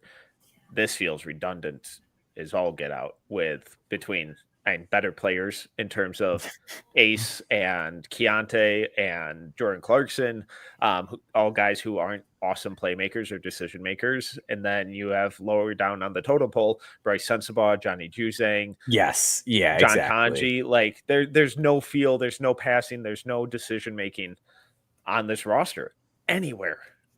So, it is wild to just draft an older version of Bryce Sensabaugh. Yeah. Like that is nuts. So I don't get what they're doing with that at all. Like even just like a Vlad Golden would have made way more sense to me. A Victor Locken, just get a third center, because they don't seem to love Walker Kessler. They don't, Kyle Filipowski is a little more of a power forward. They don't seem to, I don't know. Some of their roster building decisions have kind of been bewildering. And I liked what they did in the first round, but just an odd pick for me. Is the plan to play Tanji and Ace Bailey 40 minutes a game so they can get AJ DeBonsa? Could be. Yeah, those two and Johnny Juzang on the wing. That might make Ace quit basketball. Yeah. I don't know. My other thing too is I don't like drafting guys that are that old. Unless like I really believe in them, because like in my head I'm comparing John Tanji to like, would I rather have John Tanji or would I rather like use a two-way to kick the tires on like Jalen Hood-Schifino? Like I'm so much more interested in like guys who are still younger that have at least maybe shown something in the G League that I could acquire, as opposed to like using draft capital on John Tanji. Seems like we're all incredibly encouraged by that particular pick, but looks like the selection is in for Indiana. I don't know if it's actually been made on Metcalf's screen, because I think his stream is like 3 minutes ahead of both Maxwell's and mine. Yeah, and I'm in a commercial break on mine. So it's the Taco Bell commercial. So it could be the next MVP that gets drafted right here. So, Metcalf, who would you be looking at if you were Indiana? And you can say Ryan Nembhard, or you can say a whole lot of other players. I think Will Richard makes sense. I think Vlad Golden makes sense. I think Victor Locken makes sense. I think they need another big. So like Vlad or Victor Locken, two guys who have some skill, can space the floor a little bit. I kind of like Vlad here. Probably be my top two. Yeah, I like Vlad in the sense that like, if you're worried about anything with Vlad, it's like, is he going to make decisions and whatever? And like, this is an offense that does not require you to really make decisions if you're the big. Yeah. Like if you're in the Miles Turner role, like they've done a great job for compensating for the fact that he does not have much like on ball juice unless it's like a catch and shoot or a dunk. So I think he would be a really interesting fit here. Ethan Almanza was a green room invite. Do we think that's like anything? Do we think that means he's getting drafted? Because that would like kind of stink. A bad month for him if you pop for weed and then you fly halfway across the world to sit in the green room and not get drafted. Like you'd hate to see that. Well, on the plus side, weed is legal in New York, so he's going to be totally fine. I mean, I would assume he gets drafted somewhere. I don't know if this is the spot. He's been a very difficult evaluation for me this year in particular. I think last year I was a lot less skeptical than I was coming out of this year, which really just both on and off the court, not the best year for Ivan Almanza. Yeah, it was Talon Peter. Guard. Whoa, Liberty. Calculator boy pick. Yeah. Let's go. Wow. All right, Maxwell, all you. Yeah. Talon Peter played at Liberty this last year, and he is bizarre. Like he is like a legit scorer. He's like 6'4". He's got a good body, and he can explode to the rim and finish above it. Like he is a very, very interesting like calculator boy kind of pick who gained a lot of steam. Not a guy who was on many draft boards. Not a guy I spent a lot of time on because he wasn't like a Portsmouth invite, wasn't at G League Elite Camp. But he hears his name called on draft night. He had 32 dunks per synergy this year. And again, this is a guy who's 6'4", drove to the rim a lot, made 71.4% of his half rim attempts. So he can really, really score it. And 46% from three on over 12 attempts per 100. And yep. Yeah. So inside out bomber is what you're looking at. And if you're like, whoa, why wasn't this guy a bigger deal? It was a lower usage role at Liberty where they have like a lot of other people that do the facilitating. Like if you watch that team, Owen Aquino, who was their big man, did a lot of their facilitating. I think Zach Cleveland is the kid's name that's from Normal, Illinois, that plays for them. He does a lot of stuff as like a bizarro Ben Simmons type, like 6'6" guy who doesn't shoot at all. So Peter just kind of feasted off of their work. So sort of a non-passing pure scorer. It's 6'4", who doesn't really do a ton defensively, but like has some decent size. So Maxwell, your Chicago Bulls are now back on the board after a trade with the Lakers. Where would you be looking here for Chicago? I would kind of like to go with like a real big at this pick. They've been kind of thin in terms of bigs, but like particularly rim protection. Like it's been a lot of offensively tilted guys that they've rolled out at the 5. It's been a lot of Jalen Smith, a lot of Vooch. Would love to get like a guy that can block a shot ever. at the center spot with this pick here. Metcalf, your thoughts? Yeah, like just a center or someone over those, 6'9" mark who can play defense would be nice. So Even I'm just like hearing some Victor off-ball Larkin. shooting, like some wing shooting would. No, that wasn't an intel thing. That was Oh no, I thought it was. that was me just saying. I'm hearing you guys saying that Victor The 55th Larkin... pick is Lachlan Ulbrich. Okay, yeah, I'm assuming that's a stash. maybe. I mean, Maybe. yeah. This is so. I think I might be the highest on Lachlan Ulbrich because I actually did have him on my board. So Mhm. I had him at 74. I did too. Yeah. Yeah, I think I had him I think I actually had him in like the 60s. yeah, he's a very funky player. I mean, I mentioned the hands thing, which is that's something. But I mean, he's someone who just finds ways to score around the glass. He's not the biggest, most physical guy, but he just finds weird ways to put the ball in the basket in a way that, who knows at this point in the draft, taking that kind of swing for a team that needs a big man. I mean, again, this is about the range I had him. So I get the swing, but it seems like I'm the highest on him, given that I did have him at 56. Metcalf, what about you? What do you think about Ulbrich here? His motor's insane. Some really fun rim pressure stuff. The really good footwork around the rim with how he finishes there. The shots seem to kind of regress almost this year from the previous year. Not sure if he can space the floor. And then I just kind of question what he is defensively. That's the problem. Seems stuck between being a power forward and a center. He's not really a great primary rim protector, but he's not quite quick enough to defend people in space. He's physical, he plays hard. I'm just not sure what he is on defense, and I think that's going to be a really, really tricky fit.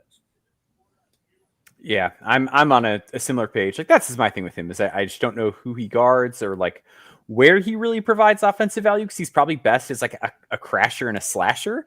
Yeah. And he can pass a little bit. I just don't know how much I trust that to scale up given like his physical just measurements and strength and athleticism. He was really good in those league camp games. Like I think he's like genuinely a good basketball player. I just don't know how applicable it is to the NBA. And I feel like it's the Bulls just again like taking another one of these guys who's like not really big, not really a power forward. They have a type. Yep. Yeah, they really do. Yeah. All right, Memphis on the clock here at 56. I'm just going to say Max Schalge again because I think he makes sense a lot of places, and this is one of the places that might be most likely to take him. But Will Richards, someone else who actually Will Richards, the highest guy on my board at this point. Any other names y'all want to throw out as potential Memphis picks here? Schalge kind of, I feel like fits sort of what they look for. I really like Bryce Williams. Like I feel like Bryce Williams is a guy where I wonder. I feel he was a really good movement shooter at Charlotte, like pre-Nebraska. And I feel like that's something that could be tapped into. Because I know that like what he's known for is like the Ice Bryce, like pretty methodical on-ball stuff. And I really just wonder if it is something that could be scaled down. Like I think there's enough feel and shooting and size in there that at a certain point, I certainly think he'd be worth, a swing on. And does of Vlad Golden, Victor Larkin, Dylan Cardwell make sense here given Edie's injury? Mm-hmm. They haven't gone big yet, I don't think. I'm trying to track the second round, but thanks, NBA. It's impossible. Yeah. So I think some sort of big with one of those guys makes a lot of sense. Otherwise, they just repeat their Tarek Biberovic outing and stash one of these random international guys who we don't think probably ever comes over in a Niang or Ndiaye, who are the top two, at least on my board right now. Mm-hmm. Yeah, I do think top two in terms of international stats, just to be clear. Mm-hmm. Yeah, I do think big is kind of the most obvious thing. Now that you mention it, I was going to say Ryan Nembhard could be fun, but they just went Javon Small, so that doesn't make sense. Yeah, Nick, the clock is winding down, big? So clearly they're not. They're just as unsure as we are. Clearly, given that they're letting it run down to the last second. Nick, is there a big guy that you prefer at this spot? Larkin's the highest big left on my board at this point, so he'd be the guy for me. Mm-hmm. That's what I'm hoping. I know he's injured, but come on, perpetually. Well, exactly. Yeah, but also currently. Especially and currently. Of course he is. What is it this time? Yeah, I think I learned from the Kevin McCullough thing last year. If like maybe I should just stop putting guys that I like really high when I know that they're injured all the time. But I won't. I'm not going to learn. Yeah. I refuse. No, Not on that front. I'll learn from other mistakes. But No, because like, what if they get healthy though? yeah, Like, well, what if those previous 5 years were just a fluke? Yeah. But, Like, A lot what of if people, Joel as Embiid they is age, fine they get now, healthier. Yeah. Oh gosh, I don't want to talk about Embiid. That poor guy. Well, Yeah, pick is in, so hopefully we'll find out soon-ish. I kind of like their draft so far, though. I love it. For Coward made a ton of sense. Yeah. I feel like in a lot of the mocks we were doing, it was like, God, like if Coward's there, they're gonna take him, but like he never ended up falling there. I thought that was a really smart trade up. I like their point guard depth now with Scottie Pippen Jr., Javon Small. I was shocked Small fell that far. He's such a fun player. Yeah, like I'm Mr. Small Guard skeptic, and I had him in my guaranteed contract tier. Like that's how you know Javon Small is a baller. Like he is. Scottie Pippen Jr. is like funny enough, like kind of the guy I compared him to a lot, where like he had to play this extremely high usage role in college, and he was still effective in it. Showed a lot. Showed that he can score at all three levels, run an offense, get into people's handle on defense, really compete, stay mentally engaged despite that high workload. Yeah, and I think this is a great situation for him. Well, the pick is theoretically in. Metcalf, your stream, I think, is the farthest ahead. No word? Nope. They're talking about a possible trade, it looks like, with the Shams, but Wow, possible saying trade. potentially on the move, to be determined where.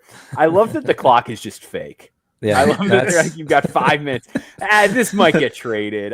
Who knows? Like whatever. It's like just say you don't want the pick, pull them Minnesota Vikings, let it roll over to Orlando, let them jump up, and bizarre process. Yeah. Yeah, I'm interested to see what this is, because Memphis, I feel like generally does a great job in the draft, even on the margins. So I'm a little confused as to what the holdup is here. Okay, Mr. Showtime in the chat says this is going to Golden State. Interesting. Okay, circling back to bigs. Yeah, there we go. For the 45th time. I like a Vlad Golden. I like 59 is going to Memphis, so they will now have the last pick. Thank God we. Yeah. Another one of those moved back 2 spots in the late 50s for like $17 in cash. Yeah. Alrighty. Survey says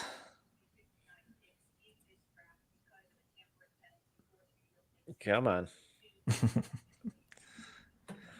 I see you walking, Mark Tatum. Show me the graphic. Mm-hmm. Show me the money. Will Richard, love it. Makes a lot of sense. Exceptional. Great I mean, pick. he was the highest player left on my board. But Metcalf, what about you? Yeah, same. Yeah, just smart defender, great off-ball mover, kind of fun shot maker. Do I really trust the shot?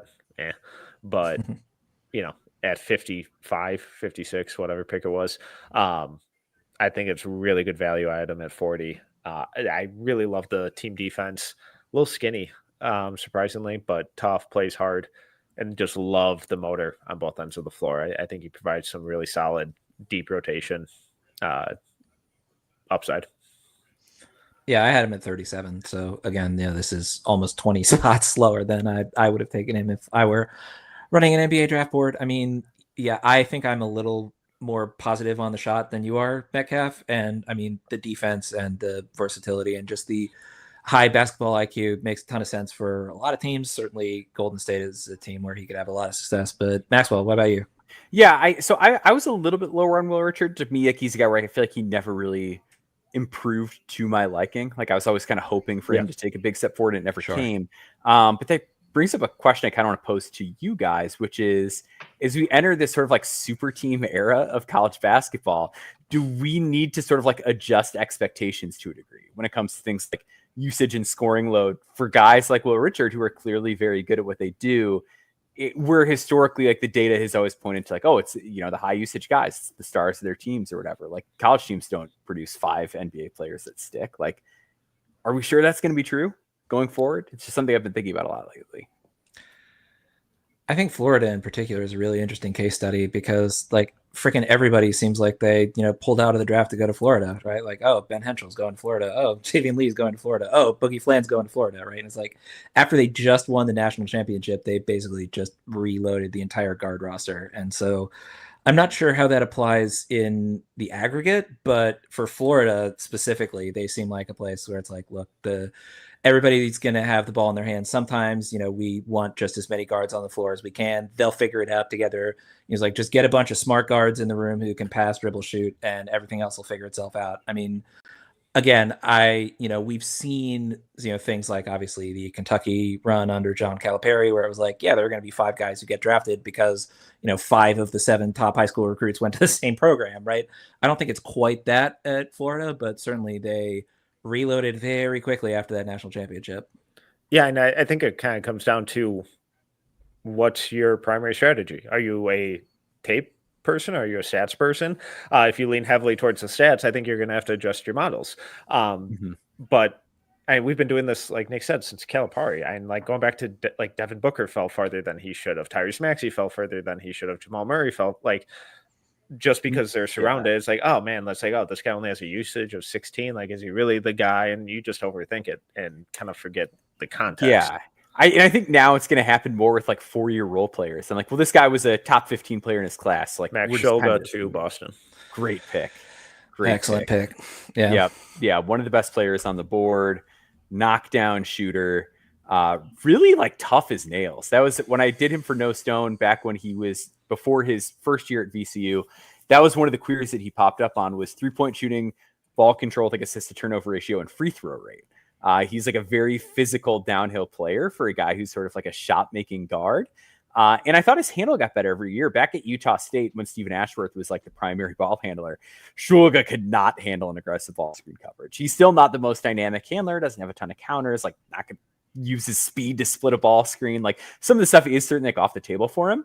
But it got quite a bit better, and he does an excellent job of using his hands at the point of attack to generate steals. Really, really grew as an off-ball defender, both tactically and in terms of using that same physicality to draw free throws on offense on the defensive end over the last year. Metcalf, your thoughts? I've never really gotten it with Shulga. Like he's just the definition of fine for me, and I can't get that. No matter how many extra games I watch, I just cannot get that tournament game out of my mind where he was an abject disaster. And I don't know how he creates like a lot of the stuff that he did at VCU. I'm not sure how it translates. I think he's a solid spot up shooter, but everything else, I'm really skeptical on how it carries over. I'm just a little lower on him, but obviously guys like you are much higher. So I know he's kind of been a deep sleeper favorite for a couple years now, since he, the year before he transferred to VCU. So he's just always kind of like Maxwell was saying with Will Richard. I've just always wanted a little more from him, and him being at, lower or smaller programs and still not giving that has been a little frustrating for me. I said this earlier in the stream. I think if he was 3 inches taller, he might have been a first-round pick, just because part of my biggest concerns with him are, can he do enough point guard stuff given his size, and can he defend bigger players well enough also given his size, right? I mean, again, he was the highest player left on my board after Will Richard got picked, so I'm very in on Shulga, to be clear, but definitely if it goes wrong, it will be because he can't do enough with the ball in his hands. Yeah, I think that combined with like lateral foot speed stuff on defense would be what does it. Cavs on the clock, pick is in. Anybody wake for this team? I mean, this is a team, again, that's pretty deep. They drafted a wing last year in Jalen Tyson. And they went Tyrese Proctor earlier, correct? Yes. Yeah. So they already got a guard. Probably a tough sign for Ty Jerome. Hitting free agent market. And some sort of wing, maybe big depth if they're looking to actually make one of these moves that they keep getting rumored about. But given the standing of the East, why not just run it back? You hate to overpay for like a 1 year thing. You know what I mean? Like, does a Ryan Nembhard or a Cam Matthews make any sense here? Cam Matthews would be kind of sick. I think Cam is a fascinating play to me at this point in the draft, especially given how they like to use their bigs as playmaking hubs at times. Like he's a fun passer. Yeah. I think that the grab and go stuff, like, totally different body type than Evan Mobley, but it's one of those things where it's like you can kind of do some really funky stuff with the two of them on the court, one of them on, one of them off. Like if you have to play Cam Matthews, obviously you're not like looking to get him into the rotation immediately. You're drafting him 58th, but if it's a Mickey Mouse March game and guys want some rest, like you can do some of the same sets with him out there. And I mean, they're a team that's found a way to get minutes for guys, especially when injuries happen, like they did with Craig Porter. But we're at the 58th pick, so they still kind of need that dynamic wing that they're probably not going to find at 58. But like any wings here that like an RJ Lewis, Payne Sanford, Eric Dixon, Bryce Williams, Hunter Salas, that'd be a little intriguing. Yeah, I'd be looking at Sanford and RJ Lewis over the other wings that might be on the board. I mean, obviously for different reasons. And I think Cam Matthews would be sort of third in my Cleveland specific consideration set of, man, if somebody's going to earn minutes in this sort of range for this kind of team, it might just be someone who's such an insatiable force defensively that they're just like, we have to get this guy out there. Even if it's 5 minutes a game, just completely change the energy around. Mm-hmm. Well, pick is apparently in, but seems like they're taking their sweet time announcing it once again. Mm-hmm. Man, Marc Gasol, 48th pick previously. So they've got success going with bigs in the second round. Yeah, Marc Gasol, noted Cleveland Cavalier. Oh, it's Niang. Okay. Yeah, he's fun. Stash guy who I'm not sure ever comes over, but was in the green room. So probably should have been assigned. Love the athletic tools. I think his slashing and rim pressure game is really, really fun. There's some really intriguing playmaking and defensive stuff. I wish he was 18 and not 20 already. The shot needs like a lot of work. Yeah. I mean, it's tricky anytime you're like a sub 6'6" guy and like it feels like there's not even a willingness to shoot. And the free throw percentage isn't good. It was one of those things where you go to his synergy page and like, 'cause I watched a game and he didn't shoot a three and I was like, all right, I'm going to go just like to the section where his 3-pointers are tracked. And there's just like an alarmingly low number of threes taken across the entire season to watch on film. And it's like, oh boy. But yeah, there's like a degree of feel. There's some defensive energy and production. I love guards that rebound like, but yeah, I'm still like not even sure like what position he is if you were to talk about him within an NBA context. I think a point guard. Yeah, I guess. Combo guard maybe. It's tricky. Yeah, very very odd player, but I don't know. I kind of come back to this sometimes where it's like if you're picking at the end, if you just like really like a trade or two in a player, it's like maybe just go for that, and especially if you have to stash a guy. Yeah. So to your point, of his 304 field goal attempts per synergy, only 62 of them were jumpers. Yeah. Well, the pick is in for the annual Isaiah Thomas Award winner, the very last pick in the draft. So let's just get your highest guys off the board before we get into the undrafted free agent world, aka Maxwell's bread and butter. But who are the highest guys on your board? Is this going to be Almanza? Since my gut is it's Almanza because that's my assumption. Because why else would he be here? They're just going to force Memphis to take him. You guys got to do us a solid. got a Spanish connection with him and Aldama. He flew across the world to be here. Also, shout out RJ Johnson for the super chat. Appreciate you. Yes. Happy to do it. Thanks for hanging out with us. This draft cycle has been really, really fun. Can't wait for 26. Yeah, my highest guys on the board are still Victor Locken, Bryce Williams, and Jonathan Pierre. Metcalf? I got Lamont Butler, Eric Dixon, Peyton Sanford, RJ Lewis, Vlad Golden, Nate Santos, Cam Matthews, Cliff Omarui, Dylan Cardwell, Bryce Williams. That's an extensive list. I mean, for me, it's Sanford, Locken, RJ Lewis. He's not going to be the pick. I do still like Arthur Kaluma enough to be interested, especially when we're looking at, two-way UDFA type guys. I mean, again, seems like there's a very good chance that it's Almanza, but looks like we're about to find out. Enough with the pleasantries, Mark. Read the name. Mm-hmm.